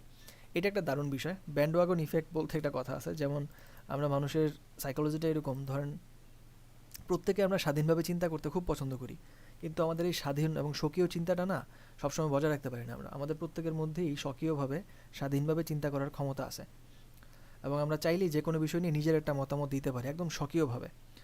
কিন্তু বর্তমান জমানায় দেখা গেছে যে এই স্বকীয়তাটা কমে আসতেছে দিনকে দিন। দেখবেন ফেসবুকে ধুমায়া কোনো কিছু একটা ভাইরাল, হ্যাঁ আমি ওখানে ওটা লেই চিল্লাহল্লা করতেছি এবং ওইভাবেই নিজের টোন ওভাবেই করতেছি। কিছু একটা ভাইরাল হলে ওটা নিয়ে গা ভাসায় দিই, হ্যাঁ, বা আমার কথার মধ্যে ওই জিনিসগুলো চলে আসে সামহাও। স্বকীয়তা রাখা, সে আমি একটা কথা বলবো, আমার একটা প্যাটার্ন আছে, আমি এভাবেই করি, আমি এভাবেই বলি, এবং আমার এটাই স্টাইল, আমার নিজস্বতা। এই জিনিসটা দিনকে দিন পৃথিবী থেকে নাই হয়ে যাচ্ছে ওয়ার্ল্ড ওয়াইডই, বিশেষ করে এই অনলাইন সোশ্যাল মিডিয়ার কারণে আর কি। সবাই একটা কমন প্ল্যাটফর্মে কমনভাবে নিজেদেরকে এক্সপ্রেস করতেছে, স্বকীয়তাটা থাকে না। এটার একটা কারণ আছে, কজ এই জিনিসটা একটা ইফেক্টের কারণে হয় আর কি। যখন নাকি মানুষ তার সারাউন্ডিংস থেকে কোনো ডেটা শুনে ফেলে, সে আপনারা 10 জন বা ক্লাসে সবাই একসাথে আসেন, এখন সবাই নিজের মতো করে একটা প্রশ্ন করলে হয়তো চিন্তা করবেন, হ্যাঁ আমার জন্য উত্তরটা এরকমভাবে আমি দিব, ভাবলেন। কিন্তু যদি এমন থাকে, এখন আমি যদি উত্তরটা, সে আমি একটা প্রশ্ন করলাম আপনাদেরকে, করার পর উত্তরটা যদি প্রত্যেকের কাছ থেকে আলাদা আলাদা জানতে চাই, সে আপনাদেরকে বললাম আপনারা মেসেঞ্জারে আমাকে ইনবক্সের মধ্যে সবাই উত্তরটা দেন, তখন আমি একদম ফর শিওর, যদি আপনারা 15 জন বা 18 জন যে কয়জনে আছেন না কেন, সবার থেকে যদি ডেটা পাই, প্রত্যেকেরটা 90% আমি শিওর যে আলাদা হওয়ার সম্ভাবনা বেশি, হয়তো আরও একটু কম হতে পারে, 80% সাপোজ আলাদা আলাদা হবে। কিন্তু দেখা যাবে যদি আপনাদেরকে ক্লাসের মধ্যে মতামত জানতে চাই এবং ফ্লোর ওপেন করে দিয়ে বলি সবাই মাইক আনমিউট করে অবশ্যই বলবেন, তখন দেখবেন সবাই ঘুরে ফিরে একজন প্রথমজন যা বলতেছে ওটার থেকে সেকেন্ডজন একটু টানতেছে, প্রথম এবং দ্বিতীয়জন যা বলছে তৃতীয়জন ওটারই সামারি করতেছে, প্রথম 3 জন যা বলছে পরের জনের থেকে ওইটা থেকেই সামারি করে বলতেছে, আর বাকি শেষের দিকে যারা তারা তো ভাবতেছে না, হ্যাঁ ভাই ওই যে প্রথম দিকে ওই ভাই যা বলছে ওইটাই, হ্যাঁ ওইটাই, আমার তো নতুন করে কিছু বলার নেই। এটা হয় না? এটা হয়। এবং এটার কারণ কি? কজ আমরা যখন স্বাধীনভাবে চিন্তা করতেছি তখন যদি অন্য কোনো একটা মতামত চলে আসে আর ওই মতামতটা যদি সামহাও আমার সাথে কমন না পড়ে, তখন তো আমি পুরো ব্লাস্ট হয়ে যাই। হ্যাঁ ঠিকই তো, এটা তো ঠিক বলছে, হ্যাঁ এটাই তাহলে ঠিক। আর যে নতুন কোনো মতামত আসতে পারে বা নতুন কোনো কিছু ভাবার মতো জায়গা থাকতে পারে, ওইটা আমি একদম ব্লক করে ফেলি। মানে উনি যা বলছে ওইটাই মনে হয়, আর কিছু আর মাথায় আসে না। সো এই জিনিসটাকে বলা হয় ওয়াগন ইফেক্ট। সো আমরা যখন নাকি ব্যান্ড ওয়াগন ইফেক্ট আর কি, যখন নাকি গ্রুপ ইন্টারভিউ নিই, তখন কোনো একটা প্রশ্ন করলে দেখা যায় সমানে সবাই একই রকম অ্যান্সার দিতে থাকে, এবং থিঙ্কিং, ক্রিয়েটিভিটি এগুলো কেউ ইউজ করে না, নিজের মতো কেউ ভাবে না, আলাদা করে কিছু একটা বলবে, ওই জিনিসটা তার পক্ষে আর পসিবল হয় না। বিকজ ওই যে তার মেমোরিতে একটা দেখা যায় আরেকজনের মতামত ঘুরতে থাকে। which can discourage open discussion by people who have an opinion that does not align with the majority of the group. So এখানটাতে মেজরিটি যা বলে ওইটার সাথেই হয়তো ওনার মতামতটা মিশে যেতে পারে। সো এটা খুবই রেয়ার এই জিনিসটা মেনটেন করা আর কি। সো গ্রুপ ডিসকাশনটা করা যায় না ইন্টারভিউ করার সময়, একটা ঝামেলা হয়ে যায় যে সবাই একই রকম মতামত দিতে থাকে বা ব্যান্ড ওয়াগন এই ইফেক্টটা পড়তে থাকে। তো এই হলো এটা ইন্টারভিউর ক্ষেত্রে। আর হোয়াট অ্যাবাউট সার্ভে? সার্ভে হচ্ছে আরেকটা প্রসেস, যেমনটা বললাম যে আপনি চাইলে সার্ভেটাকে প্রিন্ট আউট করে কোনো একটা মাল্টিপল চয়েস কোশ্চেন্স আকারে প্রশ্নগুলো তাদের মানুষের মধ্যে দিয়ে দিতে পারেন। আপনারা হয়তো এরকম এক্সপিরিয়েন্স করছেন কিনা জানি না, অনেকের করার কথা ইউনিভার্সিটিতে অথবা ফ্রিকোয়েন্টলি বিভিন্ন জায়গায় যারা সার্ভেয়ার অথবা যারা বিভিন্ন সময় বিভিন্ন জরিপ করে থাকে বা রিসার্চ করে থাকে, তারা এরকম 5-10টা প্রশ্ন সহ বা 15-20টা প্রশ্ন সহ আপনাকে এরকম ডেটা দিতে পারে। আমি এরকম ফ্রিকোয়েন্টলি বহুত রিসার্চের সাথে ছিলাম এবং এরকম সার্ভে করার জন্য বহুত ছিল। ইভেন লাস্ট আমি বিহেন্স প্ল্যাটফর্মটার কথা শুনছেন না, বিহেন্স প্ল্যাটফর্মও আমাকে ওরা ইনভাইট করেছিল সার্ভে করার জন্য ওদের ইয়ে থেকে, এবং ওটাতে আমি পার্টিসিপেট করেছি। অলমোস্ট হাফ অ্যান আওয়ার 1 আওয়ারের মতো ওরা হচ্ছে এরকম আমার সাথে ডিসকাশন করেছে, এগুলো নিয়ে একটার পর একটা প্রশ্ন করেছে এবং ওগুলোর আমি নিজের এক্সপিরিয়েন্স থেকে দিয়েছিলাম। তো সার্ভের ব্যাপারটা হচ্ছে এরকম, আপনি চাইলে যে কাউকে অনলাইনে এরকম ডেটা দিতে পারবেন, প্রোভাইড করতে পারবেন, এবং অনলাইন অফলাইন দুইভাবেই পসিবল। যদি ফিজিক্যালি আপনি এরকম প্রিন্ট আউট করে কোনো কিছু কপি তাকে দেন, সে হয়তো পেপার পেনের থ্রুতে ওটা করবে। আর অনলাইনে গুগল ফর্ম হয় নর্মালি, অথবা যে কোনো প্ল্যাটফর্ম, ওয়েবসাইট, এভাবে নেওয়া যায়। তো সার্ভে করার কিছু অ্যাডভান্টেজ আছে। কী সেই advantage? You can learn more from the large sample size. তো সার্ভে করতে দেখা যায় সময় কম লাগে, অথবা পার্সোনালি সবাই যেহেতু ইন্ডিভিজুয়ালি কাজটা করে, আপনি চাইলে অনেকজনকে নিতে পারবেন। তো ধরেন আপনি 1000 জনের একটা স্যাম্পল বলতেছিলাম না আমি, 1000 জনকে আপনি হচ্ছে ইন্টারভিউ করবেন। যদি আপনি ইন্টারভিউ করার চিন্তা করেন, তাহলে কিন্তু 1000 জনের কাছেই, ধরেন আমি একজন মানুষ একা, আমার উপর দায়িত্ব পড়ছে, ওই টিমের মধ্যে ধরেন 10 জন আছে, সো 10 জনকে ভাগ করে দিছে, ওই কোম্পানির ধরেন 10 জন এমপ্লয়িকে ভাগ করে দিছে, 1000 জনকে আপনারা ইন্টারভিউ করবেন, প্রত্যেকের ভাগে 100 জন করে পড়ছে। এখন ওনাদের যদি বলা হইতো যে আপনারা ইন্টারভিউ করেন, তখন সিনারিওটা কী হইতো? আর যদি বলা হইতো যে আপনারা সার্ভে করেন, তখন সিনারিওটা কী হইতো একটু দেখেন। যদি একজন 100 জনের কাছে ইন্টারভিউ করতে হয়, প্রত্যেককে তার সময় দিতে হবে, তাই না, আলাদা আলাদা করে। আর যদি তাকে সার্ভে করতে বলা হইতো, তখন কিন্তু জাস্ট সে ওই কোশ্চেনটা সবাইকে একই সাথে পাঠিয়ে দিতে পারতো, এবং 100 জন আলাদা আলাদা করে সময় দিতে হইতো না। ধরেন সার্ভেটা করতে যদি 10 মিনিট সময় লাগে, তাহলে 100 জন কিন্তু 10 মিনিটে করে ফেলবে। অর্থাৎ এই 10 মিনিটেই 100 জন আলাদা আলাদা যেহেতু করতেছে, সেই ক্ষেত্রে আমরা মানে একজনের পক্ষ থেকে যে সময় লাগতেছে, সবার পক্ষ থেকে যেহেতু একসাথেই করতেছে, একই সময় লাগতেছে, তাই না? তো সার্ভেটাতে আমাদের সময়টা দেখা গেছে অনেকটা কমে যায়, এবং ইজিলি আমরা একটা বিশাল নাম্বার অফ পিপুলকে একসাথে কাজটা অ্যাসাইন করতে পারি, এবং স্যাম্পল সাইজটা অনেক বড় রেখে এখান থেকে বিশাল একটা ডেটা নিয়ে আসতে পারি, বা বড়সড় একটা স্কোপ থাকে ডেটা কালেক্ট করার। তারপর you are able to gather results and insights quickly, দ্রুততার সাথে এটা করা যায়।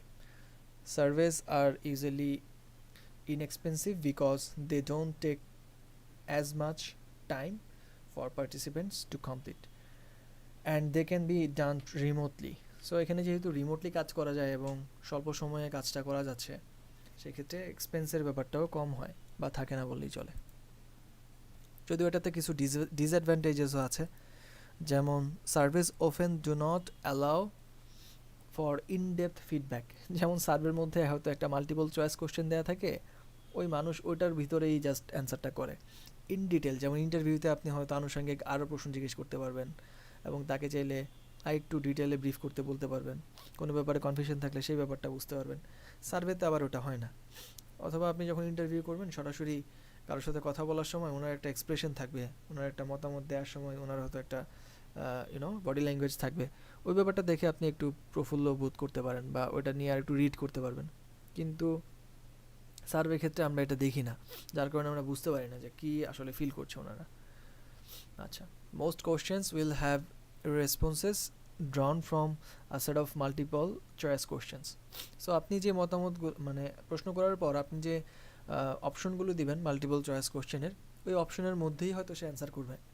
দেখা যাবে তার মাথায় হয়তো এরকম একটা আইডিয়া আসতে পারতো যেটা কিনা আপনি অপশনই দেন নাই, তাই না? কিন্তু ওটা তার দেওয়ার কোনো স্কোপ থাকে না যেহেতু আপনি মাল্টিপল চয়েস কোশ্চেন দিয়েছেন। Sorry. There are some types of research questions that won't work in a survey format. কিছু কিছু প্রশ্ন থাকে যেগুলো কিনা আবার সার্ভে ফরম্যাটের মাধ্যমে কাজ করে না।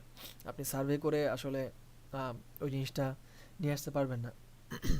সে আপনি কাউকে জিজ্ঞেস করলেন আপনি কখনো কক্সবাজার গিয়েছেন কিনা, এবং সে বলল হ্যাঁ, এবং এখান থেকে যদি আপনি বলেন যে কক্সবাজার যাওয়ার অভিজ্ঞতাটা একটু আমাকে বলেন, সো এটা তো মাল্টিপল চয়েস কোশ্চেন দিয়ে পসিবল বাট ওরকম ফুলফিল হবে না, তাই না? ওখানে তো তাকে একটু বলতে হবে বা তাকে একটু লিখতে হবে, তাহলে সে বুঝতে পারবেন আপনি সে কই ছিল, কী করছে, কী খাইছে না খাইছে এগুলো। তো ডিটেল কিছু প্রশ্ন থাকে যেগুলো কিনা আসলে সব প্রশ্ন সার্ভের মাধ্যমে অ্যান্সার নিলে ওটা মানে ফ্রুটফুল হয় না আর কি। Surveys usually do not allow for personalisation. So এটা ব্যক্তিগতভাবে আপনি কাউকে সার্ভে দিলে ওটা প্রত্যেক পার্সোনালিটির সাথে যাবে এমন হয় না। সবাইকে কমন প্রশ্ন করা হলে সবাই নিজের মতো করে হয়তো অ্যান্সার দেওয়ার স্কোপ যেহেতু থাকে না, এর জন্য ওই গদবাঁধা নিয়মের মধ্যে বা আপনার যে মাল্টিপল চয়েস কোশ্চেনের যে অ্যান্সার ওগুলোর মধ্যেই সীমাবদ্ধ থাকে, ঘুরে ফিরে হয়তো ওটা থেকে আসে আর কি। বিশেষভাবে কাউকে হয়তো আপনি ওরকম আলাদা করতে পারেন না তার অবস্থান অনুযায়ী। ওকে, সো এগুলো হচ্ছে ডিসঅ্যাডভান্টেজেস সার্ভে করার। সো প্রত্যেকটা আমাদের যে মেথড সবগুলোরই কিছু অ্যাডভান্টেজেস অ্যান্ড ডিসঅ্যাডভান্টেজেস আছে। ইউজেবিলিটি স্টাডি যেটা মূলত যখন নাকি একটা প্রোটোটাইপ রেডি হয়ে যায় কোনো প্রোডাক্টের, সেই প্রোটোটাইপটাকে আমরা টেস্টিং করানোর জন্য ইউজেবিলিটি স্টাডিজটা করে থাকি। তো কেমন সেটা এবং এটার অ্যাডভান্টেজ ডিসঅ্যাডভান্টেজটা কী, মূলত এটা তো বললাম ইউজেবিলিটি স্টাডি কীভাবে করে আপনাদের, ওই যে একটা কোনো টাস্ক অ্যাসাইন করা, যেমন বই অর্ডার করতে বলছিলাম, তাই না, এরকম জিনিসগুলো। অ্যাডভান্টেজ হচ্ছে you can learn from first hand user interaction and observation. So এটা করার সময় আমরা একদম সরাসরি ইউজারদের সামনে বসে থাকি এবং এটা আনমডারেট হয়, আমরা কোনো কিছু তাদেরকে দেখাই দিই না, বাট ওনারা কীভাবে করতেছে ওটা অবজার্ভ করি, যার কারণে একদম ফার্স্ট একটা ইন্টারাকশন এক্সপিরিয়েন্স আমরা অবজার্ভ করতে পারি বা দেখতে পারি। Usability studies can challenge your assumptions about your product by demonstrating a completely different result than you were expecting. So এখানটাতে আপনি যেটা কল্পনা করবেন বা যেটা ধারণা করবেন এর বাহিরেও কিছু ডেটা বা রেজাল্ট আপনি হয়তো পেতে পারেন যেটা আপনি প্রত্যাশা করেন নাই। Users can provide in-depth feedback. ইউজাররা একদম তাদের নিজের মতো করে ফিডব্যাক দিতে পারে, ওপেন থাকে তো ওটা সরাসরি ইউজ করার সময় তাদের যদি কোনো ভালো লাগা খারাপ লাগা কাজ করে সেগুলো তারা একদম মন খোলাভাবে বলতে পারে আর কি। আচ্ছা, এটারও কিছু ডিসঅ্যাডভান্টেজেস আছে, যেমন usability studies only measures how easy it is to use a product. এটা খালি কতটুকু কঠিন বা সহজ এই জিনিসটাই জাজ করা যায় আর কি ইউজেবিলিটি স্টাডিজের মাধ্যমে, কতটা সহজতরভাবে তারা এটা করতে পারতেছে। This type of research can be expensive specially if it's conducted in person. যদি পার্সন টু পার্সন এটা কন্ডাক্ট করা হয় তখন অনেক সময় সাপেক্ষ এবং ব্যয়বহুল হয় আর কি অনেক সময়। তো এই ক্ষেত্রে দেখা যায় আপনার মানুষের কাছে গিয়ে তারা তো আপনাকে ফ্রি সময় দিবে না, তাই না? সে আপনি ডক্টরদের জন্য যদি কিছু করতে চান বা ডক্টরদেরকে নিয়ে যদি কাজ করেন, ওনাদের তো ভিজিট মোটামুটি ভালোই থাকে, তো সেই ক্ষেত্রে ওনাদের ফ্রি তো আপনাকে তারা সময় দিবে না সাধারণত। তো এই ক্ষেত্রে একটা ম্যাটার করে আর কি।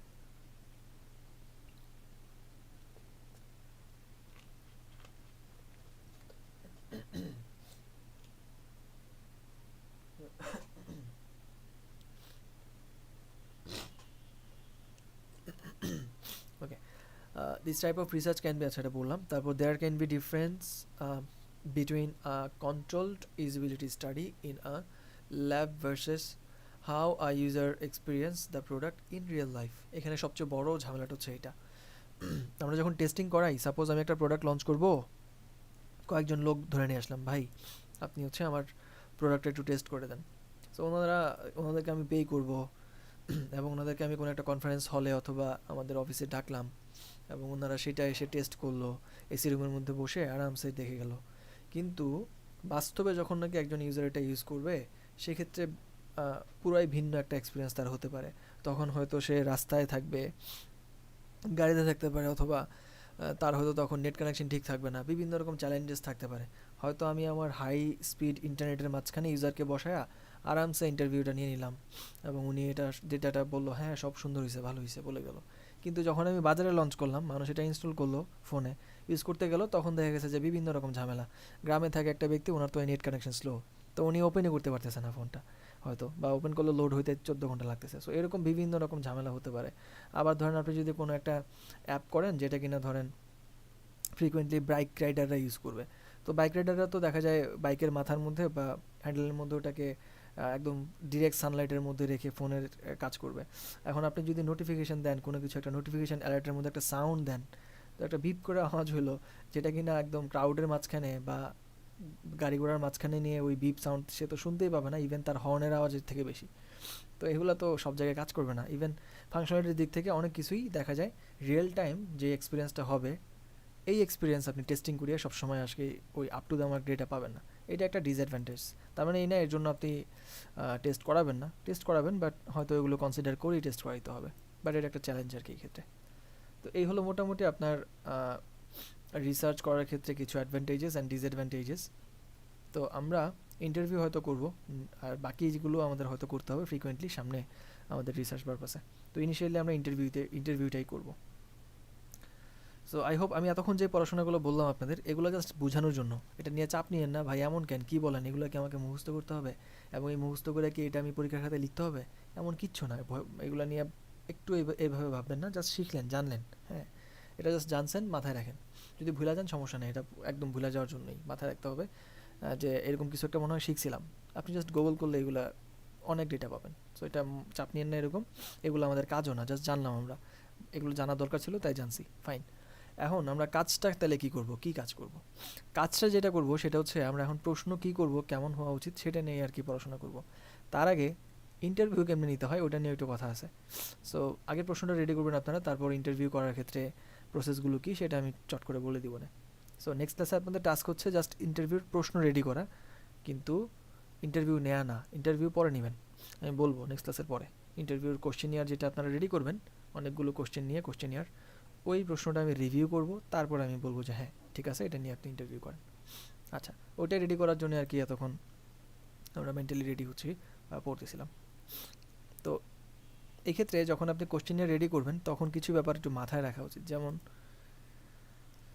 প্রশ্ন যখন আপনি করবেন কাউকে, তখন বায়াসড ব্যাপারটা একটু অ্যাভয়েড করতে হবে। আনবায়াসড কোশ্চেন জিজ্ঞেস করাটা জরুরি প্রশ্ন যখন আপনি করবেন। Preventing bias in data collection, যখন আমরা ডেটা কালেক্ট করতে চাই তখন আনবায়াস থাকাটা একটু জরুরি। আপনি নিজের মতো করে কোনো কিছু তাদেরকে ডিরাইভ করবেন না। চুজ ইউর ওয়ার্ডস কেয়ারফুলি, হ্যাঁ। সো এইটার ক্ষেত্রে একটা এক্সাম্পল দিয়ে সহজ কথায় বলি। ধরেন বায়াস কেমন হয়, আমরা ভালো মন্দর ব্যাপারটা যখন বলি প্রশ্নের মধ্যে, সে আমি যদি বলি যে আমাদের এই অ্যাপটা ব্যবহার করে আপনাদের কেমন লাগছে, ভালো লাগছে না অনেক, একটু বলেন তো কেমন হয়েছে। তো ওরা তো বলবে আচ্ছা ভালো, যেহেতু বলতেছে এত আগ্রহ নিয়ে স্বেচ্ছায়, এখন আমি কি ডিরেক্ট বলতে পারি ধুর মিয়াটা কী বানিয়েছেন, খারাপ হয়েছে, ভালো হয়নি, এটা তো বলা যায় না। আমি বলবো হ্যাঁ ভালো হয়েছে কিন্তু এই এই জায়গাটাতে আমি একটু প্যারা খাইছি। সো এইভাবে আর কি আপনি তাদেরকে ভালো মন্দ বলবেন না, তাহলে আপনি কী বলবেন, আপনি বলবেন হচ্ছে কেমন হয়েছে। ভালো বা খারাপ এটা আপনি বলার দরকার নেই, তাদেরকে বলতে দেন। তারা হয়তো বলবে চলবে বাট এখানটাতে মডিফিকেশনের জায়গায় আছে, বা বলবে যে হ্যাঁ এটা খুবই ফ্রাস্ট্রেটিং, আমি বুঝতেছি না আসলে। তো বিভিন্ন রকম তাদের মতামত থাকতে পারে, কিন্তু আমি যখন কথা বলবো তাদেরকে আমার এন্ড থেকে কোনো রকম অ্যাডজেক্টিভ বা আমরা কোনো রকমের গুণবাচক কোনো কিছু বলবো না বা দোষবাচক কিছু বলবো না, তাদেরকে তাদের মতো করে বলতে দিব এবং ওই অনুযায়ী আর কি প্রশ্নটাকে সাজাবো। প্রশ্নের মাঝখানে যাতে ভালো খারাপ এরকম কিছু না থাকে। আচ্ছা, তারপর ইন্ডিপেন্ডেন্ট থিঙ্কিং, ওনাদেরকে যখন তারা চিন্তা করবে কোনো কিছু, ওই যে ব্যান্ডওয়াগন ইফেক্ট যেটা, তাদেরকে নিজস্ব চিন্তাটাকে বের করে নিয়ে আসতে দিবেন। আপনারা কোনো মানে বায়াস কোনো কিছু তাদেরকে হতে দিবেন না, বা তাদেরকে কোনো গ্রুপ অফ পিপলের মধ্যে যদি জিজ্ঞেস করেন তখন এই ব্যান্ডওয়াগন ইফেক্টটার ব্যাপারটা খেয়াল রাখতে হবে। ওনাদের যে নিজস্ব চিন্তা, ওই চিন্তাটাই যাতে ওনারা এক্সপ্রেস করতে পারে সর্বোচ্চ, সেটা আমাদের টার্গেট হওয়া উচিত। তারপর অ্যাভয়েড স্পেসিফিক ল্যাঙ্গুয়েজ। সেক্ষেত্রে ল্যাঙ্গুয়েজের কোনো ভেরিয়ার থাকা উচিত না। আপনি যাদেরকে ইন্টারভিউ করবেন তাদের সাথে নর্মালি ফ্র্যাঙ্কলি কথা বলবেন। অ্যান্ড আমাদের ইন্টারভিউ কোশ্চেনিয়ারটা ইংলিশে রেডি করতে হবে, বাট আমরা যখন প্রশ্ন জিজ্ঞেস করব তখন বাংলায় জিজ্ঞেস করব। যারা বাংলায় কমফোর্টেবল ফিল করে তাদেরকে বাংলায়, কেউ যদি বাংলা ইংলিশ দুইটা মিক্স করে কথা বলে ফাইন, ওইভাবেই বলেন। কেউ যদি ইংলিশটাই শুধু বুঝে বাংলা বুঝে না, তাহলে ফাইন, ওইভাবেই তাদের সাথে কথা বলেন। ওনাদের নিজেদের মতো করে, কোনো ব্যারিয়ার রাখবেন না, মন খুলে তারা অ্যান্সার করবে। বলেন প্লিজ আলামিন ভাই। স্যার বিরক্ত মানে দুঃখিত যে ক্লাসের ভিতরেই করার জন্য সমস্যা নেই, বলেন। আমি একটু লিভ নিতে চাচ্ছিলাম, পারি লিভ হ্যাঁ নিতে? হ্যাঁ হ্যাঁ শিওর। আসসালামু আলাইকুম। আচ্ছা, এটা হলো ভ্যারিয়া রেখেছে, limit the guidance you give users. তো এখানটাতে ওনাদের যদি কোনো রকমের কি বলা যায়, ডিফারেন্ট রকমের, আচ্ছা আমি একটু দেখি কি লিখছে। Everyone learns and things in different ways. When you are conducting a type of UX research, you have to be um, cautious to avoid experiencing anything false consensus, which is the assumption that other will think the same way as you do. So অনেক সময় আমরা যখন কাউকে প্রশ্ন করি তখন মনে হয় যে আচ্ছা আমি তো জানি তুমি কি বলবা, তাই না? এমন একটা ভাব থাকে বা এমন একটা মতামত আমাদের মধ্যে এমন হতে পারে যে আমাদের কাছে মনে হয় যে হ্যাঁ আমি বুঝতে পারছি উনি এটা বলতে পারে, কিন্তু যখন দেখা যায় ওনার প্রশ্নটা বা উত্তরটা একদমই ভিন্ন, একদম 180 ডিগ্রি উল্টা, আমি যেটা ভাবছিলাম পুরোটাই উল্টা বলতেছে সে। তো তখন ওনার এই মতামতকে আমি ভুল বলতে পারবো না যে উনি ভুল বলতেছে বা উনি যা বলতেছে এটা ঠিক না, এরকম কখনোই হবে না। ওনার মতামতটা হয়তো ওনার রেসপেক্ট থেকে বা ওনার পার্সপেক্টিভ থেকে ঠিকই আছে, আমি ওনার পার্সপেক্টিভে বা ওনার বাস্তবতায় নাই, যার কারণে এটা আমাদের কাছে ভুল মনে হচ্ছে বা হতে পারে, বাট ওটারে ভুল হিসেবে কনসিডার করবো না। ফাইন, হ্যাঁ উনি যা বলছে অ্যাপ্রিসিয়েট করবেন, কখনো ভুল হিসেবে কোনো কিছু কনসিডার করা যাবে না, এখানে লিমিট রাখা যাবে না কোনো, উনি যেভাবে বলবো ওটাও সঠিক এক ধরনের। তারপর consider users tone and body language. যখন তারা বলবে অ্যান্ড যখন নাকি তারা কথা বলবে তখন আমাদের চেষ্টা করতে হবে তাদের টোনটা কেমন হচ্ছে, বডি ল্যাঙ্গুয়েজ কেমন, তারা কি বিরক্ত বোধ করতেছে নাকি তারা এনজয় করতেছে নাকি তারা মোটামুটি কি বলে ফ্রেন্ডলি একটা এনভায়রনমেন্ট মেনটেন করতেছে বা আগ্রহী কিনা এই ব্যাপারে আদৌ, এই ব্যাপারগুলো আমরা একটু মেনটেন করবো বা খেয়াল রাখবো। কাউকে জোরপূর্বক বা তারা একটা ব্যাপারে ইন্টারেস্টেড না বা আনকমফোর্টেবল ফিল করতেছে আর আমি হচ্ছে তাকে খালি বারবার ওটাই জিজ্ঞেস করতেছি, আর বলেন না আপনার স্যালারি কত, আরে বলেন না ভাই কিছু হবে না, বলেন আমি কাউকে বলবো না, বলেন না কবে বিয়ে করবেন। তো এইসব হাবিজাবি প্রশ্ন যেগুলো কিনা অনেককে বিরক্ত করে ফেলে, এই জিনিসগুলো আমরা হয়তো তাদেরকে ডিস্টার্বিং ফিল করা ফেলতে পারি, বা অনেক সময় দেখা যায় এমন কিছু যেটা কিনা সে বুঝতেছি যে এখানে আমার ফার্দার আগানো উচিত না, প্রশ্নটা আর লম্বা করা উচিত না, এই ব্যাপারগুলো নিয়ে তাদেরকে মানে বিরক্ত না করাই ভালো বা ওভাবে ডিরাইভ না করাটাই ভালো আর কি। সো আমরা ওনারা কি বলতেছে, ওনারা কি চাচ্ছে, এই জিনিসটা ওনার টোন দেখে বোঝা উচিত। যদি দেখেন যে আপনি ইন্টারভিউ নিচ্ছেন খুব মজা পাচ্ছেন, মনে হচ্ছে আজকে ফাটায় ফেলতেছি ইউএক্স রিসার্চ করে, আমি একদম 1.5 ঘন্টা হয়ে গেছে ওনার ইন্টারভিউ, আপনি প্রশ্ন করতেই আছেন এমনই মানে কি বলবো, আপনারা না পারতেছে উঠতে। সো আপনিও মজা পাচ্ছেন, উনি খুবই ত্যক্ত বিরক্ত এবং সেটা আপনি ফিলই করতেছেন না, উনি বলতে চাচ্ছেন না, আপনি ফিলই করতেছেন না। সো এইগুলো হচ্ছে আপনাকে কনসিডার করতে হবে, ওনার অবস্থাটা কি, কতক্ষণ পর্যন্ত উনি ঠিক আছে। সময়টাও আপনি আনলিমিটেড টাইম নিতে পারবেন দেখে আনলিমিটেড নেবেন না, এখানটাতে হয়তো ওনাকে বলে নেবেন যে আমি অ্যারাউন্ড 10 to 15 মিনিটস আমি আপনার কাছ থেকে সময় নিব, অথবা ম্যাক্সিমাম 20 মিনিটস, অথবা এইভাবে বলতে পারেন যে আমি হয়তো 15 থেকে 20 মিনিট সময় নিব, ম্যাক্সিমাম 30 মিনিটস আপনি আমার সাথে একটু কথা বলবেন, আমরা কিছু নিয়ে ডিসকাস করবো আর কি। ডিসকাশনের ক্ষেত্রে আপনি টপিকটা ভাঙাই নিলেন এবং কেন প্রশ্ন করতেছেন সেটাও একটু জিজ্ঞেস করে নিলেন বা বলে দিলেন তাকে যে আমি এরকম ইউএক্স রিসার্চের ব্যাপারে একটু স্টাডি করতেছি এবং এইটার পারপাসেই মূলত আপনার কাছ থেকে আমার মনে হয়েছে আপনি এই ব্যাপারে একটু বিশেষভাবে বুঝবেন বা জানবেন, এর জন্য আপনাকে আমি টার্গেট করেছি মনে এবং আপনি কিছু ব্যাপারে যদি আমাকে একটু ডেটা দিয়ে হেল্প করতেন। সো আপনার সিনারিওটা কি, কেন তাকে জিজ্ঞেস করতেছেন, এই ব্যাপারটা আপনি ক্লিয়ার করে নেবেন আগেই, যে আমি এরকম ইউএক্স রিসার্চ শিখতেছি এবং এটার পারপাসে আমার লার্নিং পারপাসে একটু যদি আমাকে কোঅপারেট করতেন, দ্যাটস ইট। একটু টোনটা ওভাবে বজায় রেখে তার সাথে একটা আন্ডারস্ট্যান্ডিংয়ে চলে আসবেন, দেন প্রশ্ন করলে সে হয়তো কমফোর্টেবল ফিল করবে এবং তার টোন অ্যান্ড বডি ল্যাঙ্গুয়েজ এগুলো ঠিকঠাক থাকবে। আর সময়ের ব্যাপারটা মাথায় রেখেন, বললেন 20 মিনিট 30 মিনিট, আর যদি 50 মিনিট ক্রস করে ফেলে তাহলে তো হলো না বিষয়টা। যদি সে স্বেচ্ছায় বলে, যদি এমন কেউ হয় বা খুব গল্প করতে মজা পাচ্ছে, ওনার সাথে কেউ কথা বলে না, আপনি প্রশ্ন করার ফলে উনি খুব একজন কথা বলার মানুষ পাইছে এবং কথা বলতেই আছে এবং আপনাকে ছাড়তেছেই না, তখন আর কি করবেন, আপনি নিজেই ফান্দে ঘুরে যাবেন অবশ্য। তখন আপনি হয়তো হ্যাঁ ধন্যবাদ বলে নেক্সট কোশ্চেনে যাবেন, ধন্যবাদ বলে, মানে আপনাকে কীভাবে ফরওয়ার্ড করতে হবে সেই জিনিসটা শিখতে হবে আর কি। এটা হয়েছে অনেকের সাথেই, আমি যখন বিভিন্ন ইন্টারভিউ ইএক্স রিসার্চের পারপাসে ওনাকেই অ্যাসাইন করা হয়েছে, তখন অনেক টিমমেটসরা এরকম বলতেছিল যে ভাই বলেন না, এক জায়গায় গিয়েছিলাম, আমি ওনাকে বাসায় গিয়ে প্রশ্ন করতেছি এবং উনি অ্যান্সার তো দিতেছেই, একটু মুরব্বী আর কি, মানে ওনার সাথে কথা বলার মতো কেউ নাই, হাউস ওয়াইফ, একটু মুরব্বী মানুষের একটা মহিলা। সো উনি ধুমসে কথা বলতেছে, একটা কথার পরে ওনার 14 গোষ্ঠীর সব কথার অ্যান্সার সে রিলেট করে ফেলে, ওর মেয়ে কী করছে, ওর ছেলে কী করছে, ওরটা কী কী হয়েছে, মানে পেঁচে দিয়ে থাকে আর লম্বা করতে থাকে। উনি হয়তো ভাবছে যে হাফ অ্যান আওয়ার মতো শেষ হয়ে যাবে, কিন্তু ওটা দেখা গেছে পুরো 2 ঘন্টা কনভার্ট হয়ে গেছে।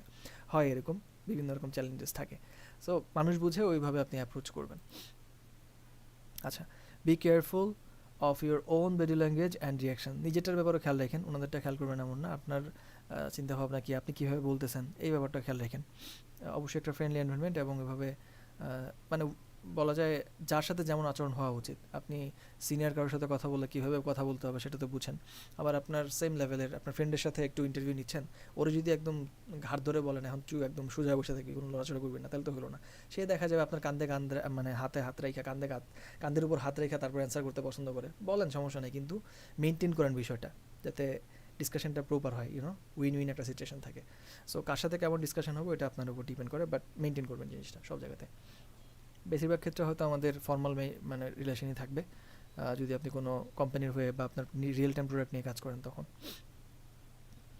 আচ্ছা, প্ল্যান ইউর রিসার্চ ইফেক্টিভলি। আপনি যেটা কাজ করতেছেন সেটার ক্ষেত্রে রিসার্চটাকে একটা প্রপার প্ল্যানিংয়ের মধ্যে সাজাতে হবে, এবং আমরা ওই প্ল্যানিংটা নিয়ে কথা বলবো, আমরা কী করতে চলেছি বা কীভাবে করবো জিনিসগুলো।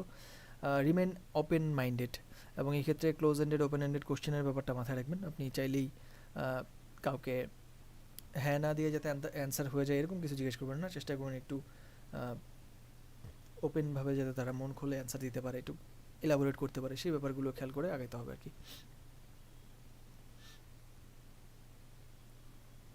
ওকে, মোটামুটি এখানে কিছু টিপস ছিল যে কী ধরনের হওয়া উচিত, বা যখন ইন্টারভিউ কন্ডাক্ট করা হবে সেই ক্ষেত্রে কেমন থাকা উচিত আমাদের, সেই বিষয়গুলো আমি আরও ডিটেল বলবো।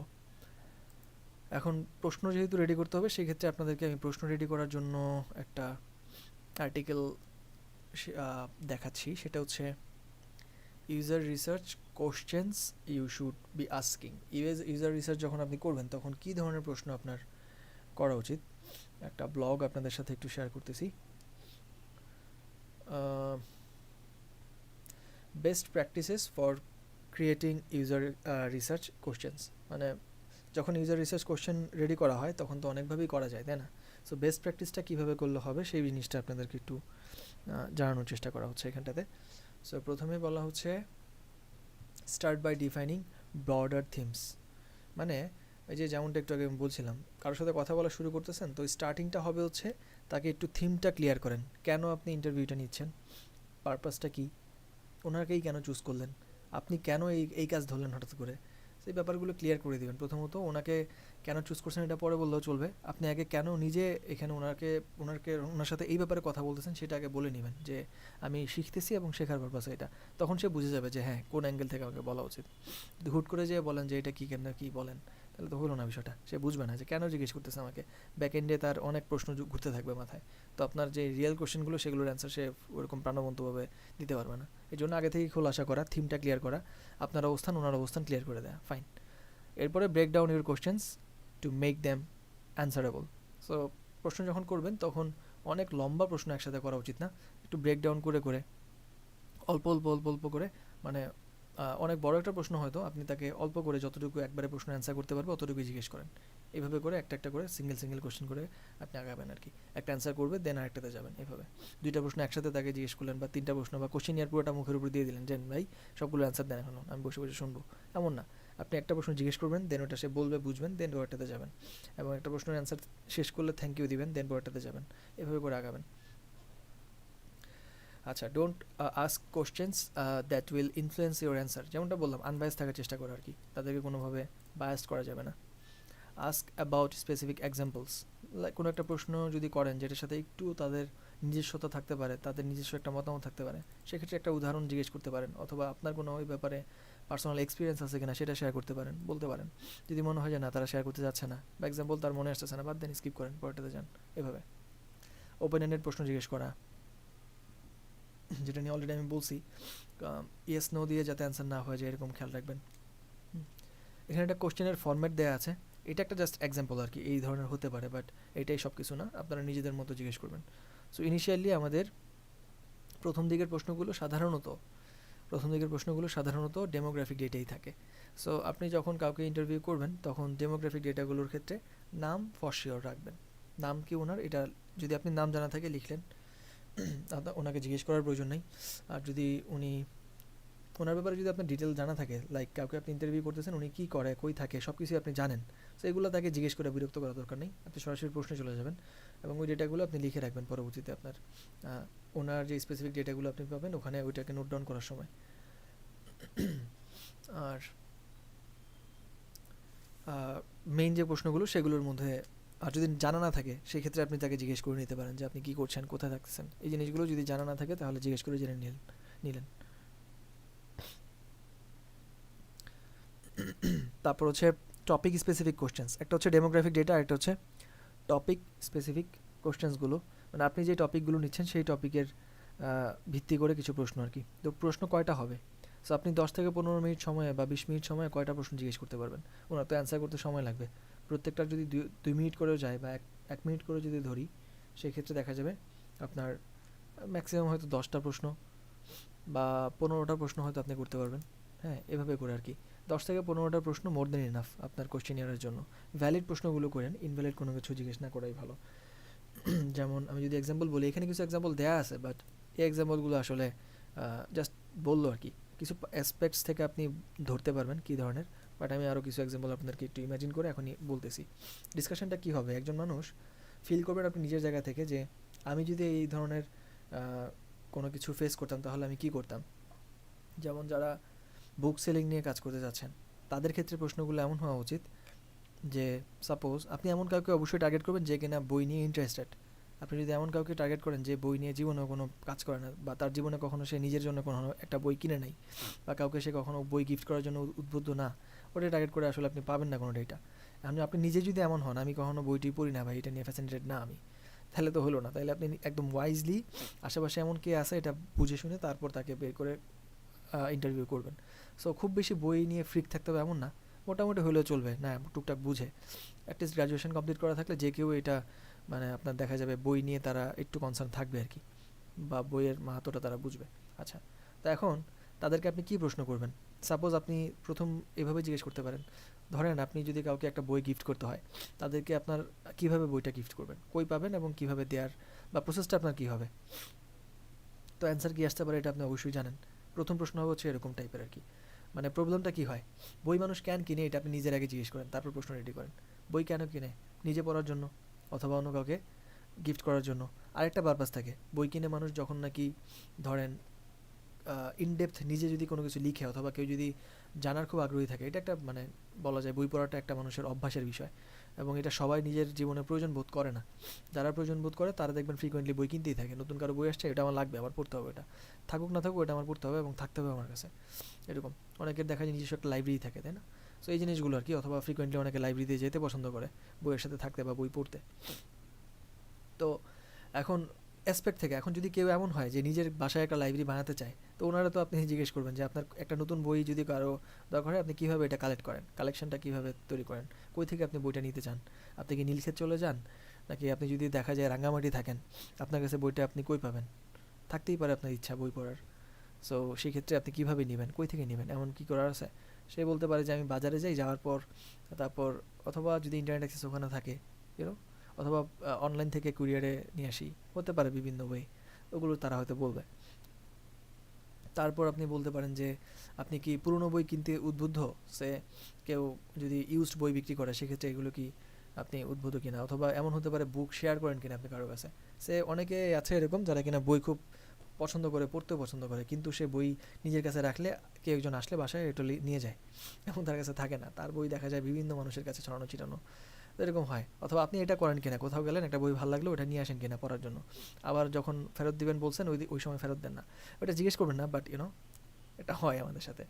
দেখা যায় আমরা কারোর কাছ থেকে বই নিয়ে আসি, ওটা আবার পরবর্তীতে ফেরত দিতে ভুলে যাই, বা যার কাছ থেকে নিয়ে আসি সেও ভুলে গেছে, ওটা আমার কাছে পড়ে আছে, অনেক দিন পরে দেখলাম ওটা, হ্যাঁ এই বইটা আমি দিলাম না তাকে, এরকম হতে পারে।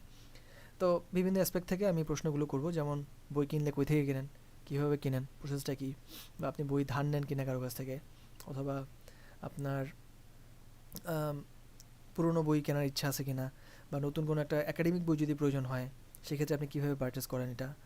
তারপর আপনার আশেপাশে নিকটস্থ লাইব্রেরি কই আছে এবং আপনার কতক্ষণ লাগে ওখানে যাইতে।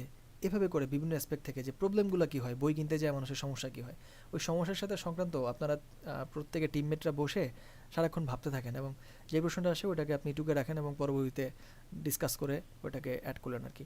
তো কীভাবে কোশ্চেনটা রেডি করবেন প্রসেসটা আমি বলে দিচ্ছি। প্রত্যেকটা টিমের আপনারা মিটিং করতে হবে ফ্রিকোয়েন্টলি। আমি যেমন গুগল মিটের লিঙ্ক দিয়ে আপনাদের ক্লাস নিই না, আপনারা চাইলে গুগল মিট অথবা জুমের লিঙ্ক দিয়ে আপনারা হচ্ছে সবার সাথে ডিসকাশন করবেন। একটা দিন এবং একটা সময় একটু নির্দিষ্ট করে নেবেন যে এই সময়টাতে 1 ঘন্টা বা আধা ঘন্টা আমরা ডিসকাস করব এবং ডিসকাশন করে আমাদের এই কাজটা কমপ্লিট করব। তো সবাই ওই সময়টাতে একটু ফ্রি থাকলেন, কাজ করলেন। এমন হতে পারে যে যেদিন ক্লাস আছে ওই দিন ক্লাসের পরে, অথবা যেদিন আপনার ক্লাস আছে ওই দিন ক্লাসের আগে, অথবা মাঝখানে কোনো একটা সময়, এটা আপনারা নিজেদের সময় বুঝে এরকম নিয়ে নিলেন। আর মাথায় রাখবেন মেসেঞ্জারে আপনারা কখনো যে গ্রুপগুলো করছেন ওখানে এগুলো ডিসকাশন হবে, লিঙ্ক টিঙ্ক দিবেন, কিন্তু কখনো মেসেঞ্জারে কল করবেন না, কেমন? এটা একটু ডিস্টার্বিং এবং এটা ফ্রুটফুল হয় না। মেসেঞ্জারে কল টল না দিয়ে মেসেঞ্জারে একটা টিম রিপ্রেজেন্টেটিভ যিনি আছেন উনি একটা লিঙ্ক জেনারেট করে দিবেন, ওই লিঙ্কের মাধ্যমে আপনারা কথা বলবেন। লিঙ্কে সবাই জয়েন করবে, দেন কথা বলবেন, ডিসকাস করবেন। সো একটা ডক ফাইল নিলেন, ডক ফাইল নিয়ে যিনি ভালো টাইপিং পারেন উনি টাইপ করলো, বা আপনারা বললেন যে প্রশ্নগুলো কি বাংলা ইংরেজি যেমনি মন চায় লিখেন। লেখার পর পরে জাস্ট এটার ইংলিশে কনভার্ট করে নিলেই হবে। কোশ্চেনিয়ারটা অবশ্যই ইংলিশে হবে, কিন্তু আপনি চাইলে মন খুলে প্রশ্ন বাংলায় জিজ্ঞেস করতে পারেন, কোনো অসুবিধা নেই। এবং ওটা বাংলায় লাগলে বাংলায়ও লিখেন, পরবর্তীতে ট্রান্সলেট করে আমরা আমাদের প্রেজেন্টেশনে ইউজ করতে পারবো। সো এইভাবে করে আপনারা হয়তো দেখা যাবে সবার মতামত মিলে 30-40টা প্রশ্ন চলে আসছে। আসুক, কোনো অসুবিধা নেই, সবগুলো রাখেন। আমি পরে এগুলো কাটছাট করে 10-15-20টা যতগুলো দরকার ওগুলো রাখবো, কেমন? এইভাবে কাজটা করবেন, কোশ্চেনিয়ার রেডি করবেন। আচ্ছা, এখন অন্যান্য যে যারা আছেন, যেমন যারা ট্রাভেল নিয়ে কাজ করতে চান ফ্রিকোয়েন্টলি। সো ট্রাভেল ধরেন আপনি ঘুরতে যাবেন, আপনি নিজেই ঘুরতে যাবেন, আপনাদের টিমমেটসরা সবাই মিলে ঘুরতে যাবেন, প্রবলেমগুলো কী হইতে পারে এটা নিয়ে ভাবেন। ধরেন আমরা যদি এখন ঘুরতে যাওয়ার প্ল্যান করি, কই যাব, এখন কই যাবোটা কীভাবে সেট করবো? ধরেন আমি যদি দেশের বাইরে ঘুরতে যাই তখন চ্যালেঞ্জেসগুলো আমার কী কী আসতে পারে, ভিসা নিয়ে কী কী চিন্তাভাবনা, বা কেমন কস্টিং থাকতে পারে। অথবা যদি লোকালি আপনি ট্রাভেল নিয়ে কাজ করেন, বাই দ্য ওয়ে আপনারা ট্রাভেল বলতে কী বোঝাচ্ছেন? এজেন্সিটা কি লোকাল নাকি ইন্টারন্যাশনাল কাজ করবে? ভাইয়া লোকাল আর ইন্টারন্যাশনাল দুইটাই নিয়েই কাজ করবো। ওকে, তাহলে লোকাল এবং ইন্টারন্যাশনাল দুই অ্যাসপেক্ট থেকে আপনারা ভাববেন একটা মানুষ কোথাও ঘুরতে গেলে কী ধরনের প্রবলেম হয়, স্টুডেন্টরা ঘুরতে গেলে কী প্রবলেম হয়, ফিমেল স্টুডেন্টরা যদি ঘুরতে যায় সেক্ষেত্রে কী প্রবলেম হয়, যদি কাপল ঘুরতে যায় তখন কী প্রবলেম হয়, সিনিয়র সিটিজেনদেরকে বাপ মাকে ট্যুরে পাঠাবো কেমনে যেতে পারবে। বিভিন্ন অ্যাসপেক্ট থেকে বিভিন্ন গ্রুপ অফ পিপলের মধ্যে আপনি চিন্তা করতে পারেন। ওকে, এইভাবে করে। এখন সবার ক্ষেত্রে সব প্রশ্ন হয়তো সামঞ্জস্যপূর্ণ হবে না, যেটা যার সাথে সামঞ্জস্যপূর্ণ ওনাকে হয়তো ওভাবেই জিজ্ঞেস করবেন। এটাকে আপনারা নিশ্চয়ই একটু টার্গেট করে নেবেন যে আমি কী ধরনের মানুষের কাছে যাচ্ছি, এভাবে করে। তারপর আরেকটা টপিকতে চুজ করতেছেন, দেন মুসলিম লাইফস্টাইল নিয়ে যদি বলি, সেক্ষেত্রে আপনারা দেখা যাবে যে যারা মুসলিম অবশ্যই তাদেরকে আপনারা হয়তো টার্গেট করবেন, অ্যান্ড ওনাদের মধ্যে যারা প্র্যাকটিসিং মুসলিম তারা এই জিনিসগুলোর পারচেস অনেক বেশি করে। হ্যাঁ, এখন এই ক্ষেত্রে বেশিরভাগ ক্ষেত্রে আপনার পারচেসটা হবে হচ্ছে কেউ যখন গিফট করবে তখন। আর ইসলামিক যে সকল ব্যাপারগুলো এগুলো ম্যাক্সিমাম জিনিস প্রত্যেকের ঘরে ঘরেই থাকে, তবুও মানুষ কিনে কেন? গিফট করার জন্য। আর এইভাবে করে যারা মুসলিম মোটামুটি প্র্যাকটিসিং তাদের ঘরে দেখবেন যে সমৃদ্ধ থাকে এই ব্যাপারগুলো। সে যারা প্র্যাকটিসিং মুসলিম তাদের কয়েকটা জামা কাপড় বা পাঞ্জাবি টাঞ্জাবি এগুলো থাকবেই ফর শিওর, যারা ফ্রিকোয়েন্টলি নামাজ টামাজ পড়ে, মসজিদে গিয়ে নামাজ পড়তে কথাই নেই, তারপর যায় নামাজ, এগুলো তো থাকবেই। আর যারা অনেকেই আছে রেগুলার মানে কি বলে এটাকে, ফ্রেগনেন্সগুলো, তারা পারফিউম আতরগুলো ব্যবহার করে আর কি। তারা হয়তো ওরকম কোনো অ্যালকোহলিক কোনো ইয়েটা ইউজ করে না, যদিও ওটা নিয়ে ইস্যুজ না, বাট করে না আর কি, পছন্দ করে আতর, সুন্নাহ মেনটেন করা, মেসওয়াক পারচেস করে। এরকম বিভিন্ন অ্যাসপেক্ট থেকে বিভিন্ন রকমের কন্টেন্ট, বা আপনার কন্টেন্ট বলতেছি আমি, বিভিন্ন রকমের প্রোডাক্ট আপনারা হয়তো আপনি রাখতে হবে। তো এই ক্ষেত্রে আপনার প্রশ্নগুলো কেমন হওয়া উচিত? আপনি হয়তো টার্গেট করবেন যে এমন কাউকে যে কিনা ফ্রিকোয়েন্টলি ধরেন কোনো একটা কারো ওকেশন, সেক্ষেত্রে গিফট করতে চায়, সে কোনো একটা আগতের অনুষ্ঠানে যাবে বা কোনো একটা ইসলামিক কোনো প্রোগ্রাম, সেখানটাতে গেলে কাউকে যদি গিফট করতে হয়, সে বিয়ের অনুষ্ঠানে গেলে কী ধরনের প্রোডাক্ট সে নিতে আগ্রহী বোধ করবে। অথবা যদি কেউ কোনো পছন্দের মানুষকে কোনো একটা ইসলামিক গিফট দিতে চায় এজের উপর ভিত্তি করে, সে আপনি বলতে পারেন এরকম প্রত্যেকজনকে, যে কাউকে আপনি যদি টিনেজার কাউকে কোনো কিছু গিফট করতে চান ইসলামিক কোনো কিছু, সেক্ষেত্রে তাকে কী দিতে উদ্বুদ্ধ হবেন আপনি, বা কী ধরনের প্রোডাক্ট দিতে উদ্বুদ্ধ হবেন, যদি প্রোডাক্টই হয় সেটা এক্সেপ্ট বুক, বই ছাড়া, তাহলে কী দিবেন। আর যদি আপনার এমন মিডল এজের কাউকে দিতে চান, ইয়ুথ বা অ্যাডাল্ট, ইয়াং অ্যাডাল্ট, তাদেরকে আপনি কী দিতে চান, বা আপনি যদি সিনিয়র সিটিজেন কাউকে গিফট করতে চান, কী গিফট করবেন? এরকম ৩টে অ্যাসপেক্টসে ৩ ধরনের চয়েস তার কাছ থেকে নিতে পারেন। তো প্রত্যেকেই দেখা যাবে বিভিন্ন রকম চয়েসগুলো দিবে। ওখান থেকে আপনি প্রোডাক্ট কী উঠাবেন ওটা মোটামুটি বুঝে যাবেন, ইউনো? এভাবে করে আর কি বিভিন্ন অ্যাসপেক্ট থেকে প্রবলেমগুলো কী হয় সেটা নিয়ে আপনি ভাবতে পারেন, চিন্তা করতে পারেন। তারপর আপনার যে প্রোডাক্টটা হবে সেখানে কি শুধু আপনি প্রোডাক্ট পারচেসের ব্যাপারটাই রাখবেন, নাকি বিভিন্ন রকম রিমাইন্ডার দিবেন? সে সামনে রমাদান মাস আসতেছে, রমাদানের জন্য আপনি পড়াশোনা করার জন্য বা তালিম করার জন্য ঘরে এই বইগুলো রাখতে পারেন। অথবা এরকম বিষয়গুলো রেলেভেন্ট হলে ওই রেলেভেন্ট প্রোডাক্টগুলো আপনি পারচেস করতে পারেন। আপনি চাইলে আমাদের বিভিন্ন খেজুরের কালেকশন আছে, এগুলো পারচেস করতে পারেন, ইউনো? এরকমভাবে বিভিন্নভাবে আপনি হচ্ছে অফারগুলো যদি দিতে চান, তো ওই অফারের সাথে সাথে রেলেভেন্ট কোনো প্রশ্ন যদি থাকে, সে কীভাবে জিজ্ঞেস করলে একজন মানুষ ওইটা নিয়ে উদ্বুদ্ধ হবে বা ওই জিনিসগুলো দরকার। যেমন আপনি আমাকে বলছিলেন যে অনেকেই বিভিন্ন ফুড অ্যান্ড ফ্রুটসগুলো নিয়ে আগ্রহী থাকে বিভিন্ন সময়, এবং অকেশনালি হয়তো ওগুলো পারচেস করার জন্য তাদের একটা ডিমান্ড থাকে, তাই না? সো ওরকম প্ল্যাটফর্মগুলো তাদের কোনো নিজস্ব ডিমান্ড থাকে কি না? সো অনেকে 3 ফল চাইতে পারে, অনেকে হয়তো অলিভ অয়েল চাইতে পারে, ইউনো? এইভাবে বিভিন্ন রকমের ব্যাপারটা আপনার কাছে যেগুলো ফিল হচ্ছে যে এই রকম প্রবলেম মানুষের হতে পারে বা হচ্ছে, এগুলো আপনি ফ্রিকুয়েন্টলি 8-10টা 15টার প্রশ্নের মধ্যে নিয়ে আসতেই হবে। ওকে, এইভাবে করে আর কি মূলত কোশ্চেনারগুলো আমাদের সাজাইতে হবে আর কি। আর এটা হয়ে গেলে দেন আমরা ইন্টারভিউ করব। ইন্টারভিউ কীভাবে করব সেটা নিয়ে আমি মোটামুটি বলে দিব যখন আপনাদের কোশ্চেনারগুলো ডান হয়ে যাবে ইনশাআল্লাহ নেক্সট ক্লাসে। সোফার আমি যেগুলো বলেছি বা যতগুলো কথা বলেছি এগুলো মোটামুটি আইডিয়া আসছে। শেষের দিকে যে কথাগুলো বললাম, অর্থাৎ ইন্টারভিউর কোশ্চেনারটা রেডি করবেন কীভাবে, সেটা কি সবাই বুঝতে পারছি? জি ভাইয়া। জি ভাইয়া। লাভলি। সো আমি এটাকে টাস্ক অ্যাসাইন করে দিচ্ছি তাহলে ক্লাস ওয়ার্ক হিসেবে।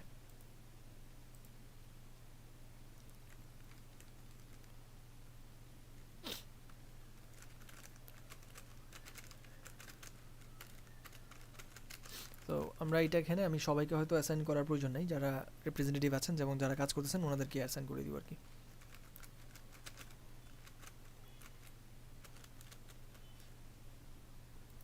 কোশ্চেনিয়ার। সো এটাকে আমরা অল স্টুডেন্টস না, এখান থেকে মাঝার ভাই, তারপর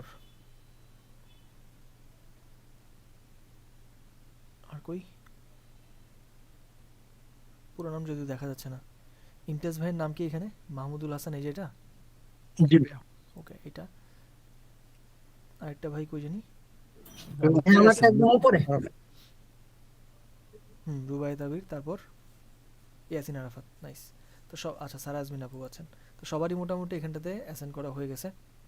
আপনারা যারা বাকিরা টিমমেটস যেখানে যে যে আছেন না কেন, ওনারা ওভাবে করে ডিসকাস করে আপনারা ডক ফাইলের মধ্যে দিলেই হবে। কেমন? একটা ডক ফাইল, গুগল ডক অবশ্যই, যত রকমের ডক অথবা ফর্ম যাই রেডি করতে বলি না কেন, আপনারা এই গুগলের চকলেট বাটন থেকে নেবেন। কোনো মাইক্রোসফট ওয়ার্ড এগুলো ইউজ করেন না, এখান থেকে নিয়ে অনলাইনে সহজে শেয়ার করা যায়।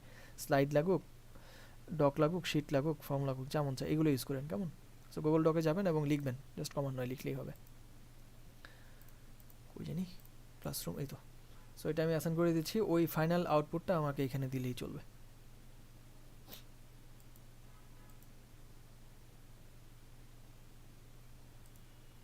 সবাই ক্লিয়ার? কোনো কনফিউশন? না ভাইয়া। নাইস।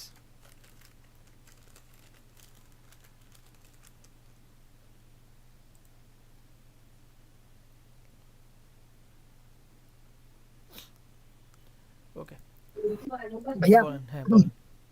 ভাইয়া কোশ্চেন কয়টা করবে এটার কি কোনো লিমিটেশন আছে, নাকি আমাদের ইয়া অনুযায়ী, প্রজেক্টের ইয়া অনুযায়ী? আপনাদের Question. সবার মানে আপনাদের সবার সাথে যখন ডিসকাস করবেন, আপনার কাছে মনে হতে পারে যে 15টা প্রশ্ন আসছে, আরেকজনের কাছে 10টা প্রশ্ন আসছে, আরেকজনের কাছে 15টা আসছে, সাপোজ এভাবে আসলো অনেকগুলো প্রশ্ন। সো এখান থেকে ম্যাচ করবেন, দেখবেন যে অনেকের প্রশ্নই ম্যাচ করে যাচ্ছে। সো ম্যাচ করবে যেগুলো, সেগুলো স্কিপ করে করে বা মার্চ করে একটা প্রশ্ন বানায় ফেলেন। তারপর জি সবগুলো ম্যাচ করলে দেখা যাবে যেহেতু 3-4 জনের মতামত, সেক্ষেত্রে দেখা যাবে একটু বেশি হবে প্রশ্নগুলো, 15টা 20টা 30টা হতে পারে ম্যাক্সিমাম। 30টা বেশি রাখেন না, 30টা অনেক প্রশ্ন। সো ওগুলো আমি ঠিক পরে আছে। রিভিউ করব, হ্যাঁ কোনগুলো চলবে বা কোনগুলো চলবে না বা কোনগুলো স্কিপ করা যায়, ওগুলো আমি রিভিউ করে দিলে তারপর হয়তো আমি ফাইনালি 15টা 20টা এরকম ম্যাক্সিমাম প্রশ্ন চুজ করে দিব। 20টা না, 15টার মধ্যে থাকলেই ভালো।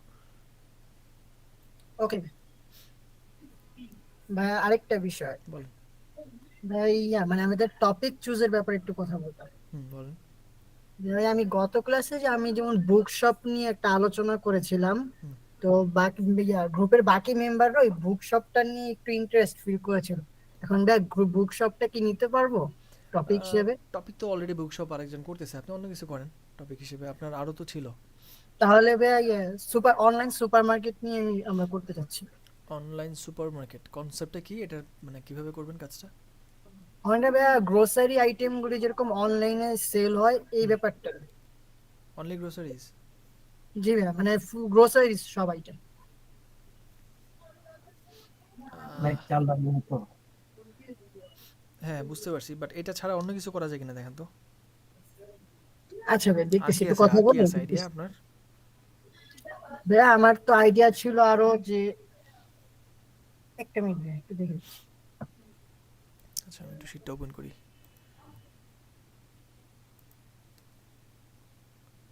আমার একটা আইডিয়া ছিল মাথায়, কিন্তু ওটা কাজ করতে গেলে একটু প্যারা খেতে হবে আপনাদের জন্য, ওটা নিচ্ছে না। কোনটা ভাইয়া? আমি ভুলে গেছি এই মুহূর্তে, মনে থাকলে এখন ঠাস করে বলে ফেলতাম। বাট আইডিয়াটা একটা দারুণ একটা আইডিয়া ছিল মাথায়, কিন্তু আপনাদের জন্য চ্যালেঞ্জিং হবে যদিও। ভাইয়া ছিল হলো food court, ticket booking, kids learning app আর অনলাইন ব্যাংকিং।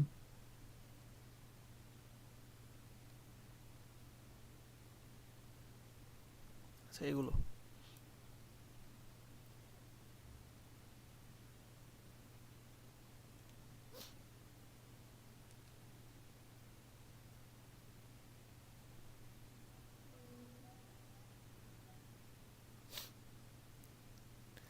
আপনি টিউশনই করান? না ভাইয়া, আপনাদের গ্রুপে কেউ করায়? বলতে পারি না ভাইয়া, তাহলে টপিকটা কি হতে পারতো যদি জানি শুনি। মানে টিউটর বা টিউশনি বা এগুলো নিয়ে রেলেভেন্ট কিছু একটা? না ভাই, হয়তো বা টিউশনি কেউ করায় না মেবি। আচ্ছা ভাই, আমি গ্রুপে নিয়ে জানাচ্ছি। আর আচ্ছা আরেকটা টপিকটা এডটেক নিয়ে ফাইনাল কেউ কাজ করে। করতেছেন আর কি, এডটেক বুঝছেন? এডুকেশনাল টেকনোলজি নিয়ে কেউ মানে আপনাদের মধ্যে কাজ করতেছে না? চাইলে আপনারা ওই সেক্টরটাতে দেখতে পারেন, সে কোনো একটা অনলাইন লার্নিং প্ল্যাটফর্ম নিয়ে কাজ করলেন, হতে পারে আর কি, র্যান্ডমলি মাথায় আসলো। যদি চান করতে পারেন ওরকম অনলাইন ওকে, আমি তাহলে টিমের লার্নিং সাথে প্ল্যাটফর্ম। বাকি মেম্বারদের সাথে কথা বলে ফাইনাল করতেছি। ঠিক আছে, এটা আমার প্রেফারেন্স ফাইনাল থাকবে। করে নেক্সট ক্লাসে যে টাস্কটা এটাও পূরণ করে ফেল। ওকে, কালকের মধ্যে করে ফেলেন কোনটা হবে, আমাকে একটু মেনশন করে দিন গ্রুপে যে এটাই ফাইনাল। আমি জি ভাই এডটেকটা প্রেফার অবশ্যই। করতেছি, চাইলে করতে পারেন। জি ভাই অবশ্যই। ওকে, বাকি টিমের কোনো প্রশ্ন থাকলে আমাকে একটু জানান কাইন্ডলি।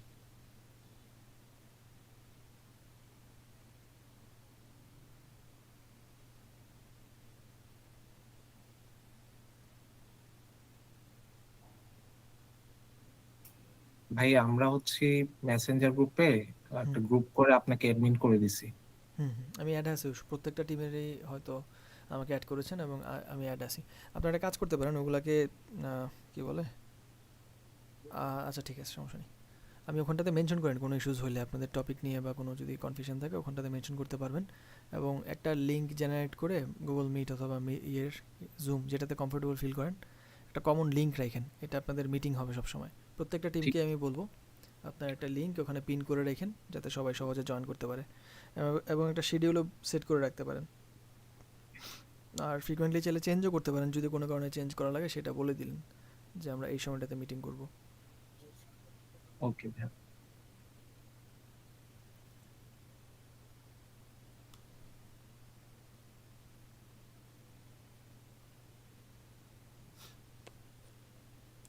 ওকে আমরা, জি ইমতিয়াজ ভাই বলেন। জানি না এটা রিলেভেন্ট না, জাস্ট এমনি জানতে চাচ্ছি হুম যে ভাইয়া আমরা যে যে টপিকটাই নিছি, যেমন আমি ধরেন মুসলিম লাইফস্টাইল স্টোরটা নিছি, হুম জেনারেল যে টেন্ডেন্সিটা ওইটা কিন্তু আমরা কম বেশি সবাই জানি, যেমন সামনে রামাদানের সময় কোন প্রোডাক্ট গুলা নর্মালি হুম হয়। ভাইয়া আমরা ইন্টারভিউ যে কোয়েশ্চেনিয়ার যেটা সেট করবো ওইটা হুম থেকে অ্যাকচুয়ালি কি আউটপুটটা আমরা পেতে মানে আমাদের খুব হেল্প করবে, এক কথায় আর কি, হুম একদম এক কথায়। বুঝিনি, আবার একটু বলবেন, শেষের কথাগুলো আমি একটু আটকে গেছে ভাই। ও ভাইয়া সরি, আমি আবার একটু এক্সপ্লেন করতেছি। হুম মানে ভাইয়া আমি আমরা আমরা যে যে টপিকটাই নিছি, ধরেন আমি যে ইসলামিক লাইফস্টাইল হুম আইটেম গুলো নিছি, তো হুম ভাইয়া জেনারেল যে টেন্ডেন্সিটা হুম মানে কাস্টমাররা কি নিতে এখানে আসবে, হুম জেনারেল যেগুলো কমন, হ্যাঁ ওইটা হুম কিন্তু অলরেডি আমি জানি। সবাই ক্লিয়ার, হ্যাঁ। ওইগুলো তো আবার কোয়েশ্চেনারে দেওয়ার কি কোনো মানে পয়েন্ট আছে, বা কোয়েশ্চেনের থেকে আমি অ্যাকচুয়ালি আরেকটু কিভাবে মানে এক প্রিসাইসলি কোনো কথায় কিছু কি, জিজ্ঞেস করতে পারেন, তাই তো? জি জি জি, এইটা, জি, মানে একদম জেনারেল যা, যেমন আমি জানি রোজার সময় একদম সবাই খেজুর চায়, হুম সবাই ঈদের সময় এই জামাগুলো পরে, তো হুম ওগুলো তো আবার নিয়ে আসার দরকার নেই কোয়েশ্চেনের, রাইট, তার এক্স্যাক্টলি। অতিরিক্তটা কি আনার চেষ্টা করতে পারি? হ্যাঁ হ্যাঁ, আপনি যদি এখান থেকে কোনো ডিফারেন্ট মতামত থাকে সেক্ষেত্রে সে যদি কারো দেখা যায় কিডস থাকে, তো কিডসদের জন্য মানে কোনো বিশেষ প্রেফারেন্স থাকে কিনা, অথবা সে একটা ফেস্টিভ টাইপের কোনো আয়োজন করতে চায় তার বাসায়, সবাইকে গেস্ট আসবে, তো ওই ক্ষেত্রে ইন্টেরিয়র বা ঘরটা একটু সাজানোর জন্য কোনো প্রোডাক্ট করা যায় কিনা, অথবা এমন কোনো বিশেষ আইটেম করা যায় কিনা যেগুলো কিনা একটু ভিন্ন, সে যেগুলো কিনা দেশে খুব প্রচলিত, আমাদের এখানে এরকম একটা পাওয়া যায় না, রেয়ার কোনো কালেকশন, ইউনো, এরকম কিছু প্রেফারেন্সেস তাদের কাছ থেকে জিজ্ঞেস করতে পারেন বা জানতে চাইতে পারেন। বা আপনি দেশের ওকে কোনো ভাই, এমন কোনো প্রোডাক্ট আছে কিনা যেটা আপনি মিস করেন এবং চান এটা থাকলে ভালো হইতো, যেহেতু বাইরে থাকে মানুষ, বুঝতে পারছি। ওকে ওকে। তাও বিভিন্ন অ্যাসপেক্ট হতে পারে, জাস্ট ইনস্ট্যান্ট আমি ভেবে বললাম, আপনি তো সময় পাচ্ছেন, ভাবেন, চিন্তা করেন এবং ওইভাবে যে কোনো মতামত নিতে পারেন চাইলে। না ভাইয়া, ওভারঅল আর কি আমি যে কোয়েশ্চেনারটা সেট করব, হুম। ওভারঅল আমার টার্গেটটা কি, আমি মানে যে ইন্টারভিউটা নিব ওইটা থেকে কি নিয়ে আসতে, বের করে নিয়ে ও আসতে আচ্ছা, এটা চাইবো আমি, আচ্ছা আচ্ছা এক বুঝতে পারছি। কথায়, যে এক ওকে, কথায়। ইন্টারভিউ গোলটা মূলত আমাদের এখান থেকে ইউজারদের সমস্যাটা কি, তারা আসলে ডিমান্ডটা কি, তাদের নিডসটা কি, ইউজার নিডস যেটাকে বলে আর কি, ইউজারদের নিডসটা বোঝা। হ্যাঁ, ওনারা কি চায়, যদি আমি একটা এরকম বিজনেস বা এরকম একটা প্রোডাক্ট লঞ্চ করি, ওনারা আমার কাছে কেন আসবে, বা ওনাদের এখানে আদৌ চাহিদা আছে কিনা কোনো রকমের, এই জিনিসটাকে আর কি উপজীব্য বিষয় আর কি আমাদের, বা বোঝার বিষয়। এবং এটা বোঝার জন্য যে কোনোভাবে আপনি প্রশ্ন করতে পারেন, যে কোনো সিনারিও দাঁড় করিয়ে বা যে কোনোভাবে, বুঝতে পারছেন কি? আলটিমেট গোল হচ্ছে ইউজারদের প্রবলেমগুলোকে ফাইন্ড আউট করা, পেইন পয়েন্টসগুলোকে ওকে জানা। ওকে ভাইয়া, ওকে ভাই, আমি এক কথায় এটাই আমার মাথায় কাজ করতেছিল না, এক কথা এখন ক্লিয়ার হয়ে গেছে, থ্যাংক ইউ। হ্যাঁ, নাইস।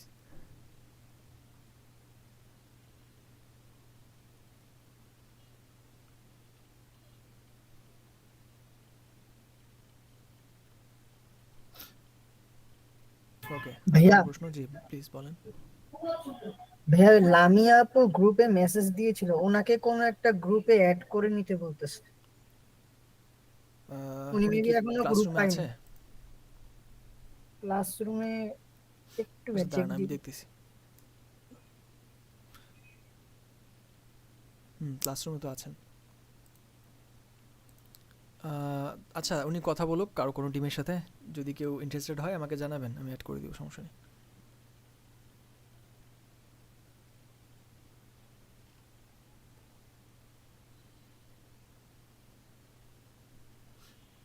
ওকে, আর কোনো প্রশ্ন না থাকলে আমরা কনক্লুড করবো। যদি প্রশ্ন থাকে আমাকে বলতে পারেন।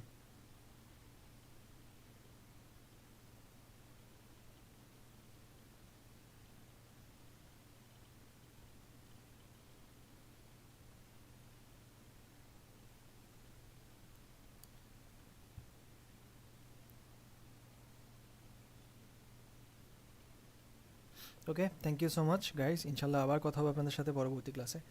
আর পরবর্তী ক্লাসটা মেবি ইলেকশনের কারণে পোস্টপোন হতে পারে, হলেও যদি হয় তাহলে আমি আপনাদেরকে জানাবো, যদি না হয় আমি ক্লাস নিব ইনশাল্লাহ, গ্রুপে জানিয়ে দিব, কেমন সিনারিও বুঝে আর কি। ওকে, সবাই তাহলে ভালো থাকেন, আল্লাহ হাফেজ, আসসালামু আলাইকুম।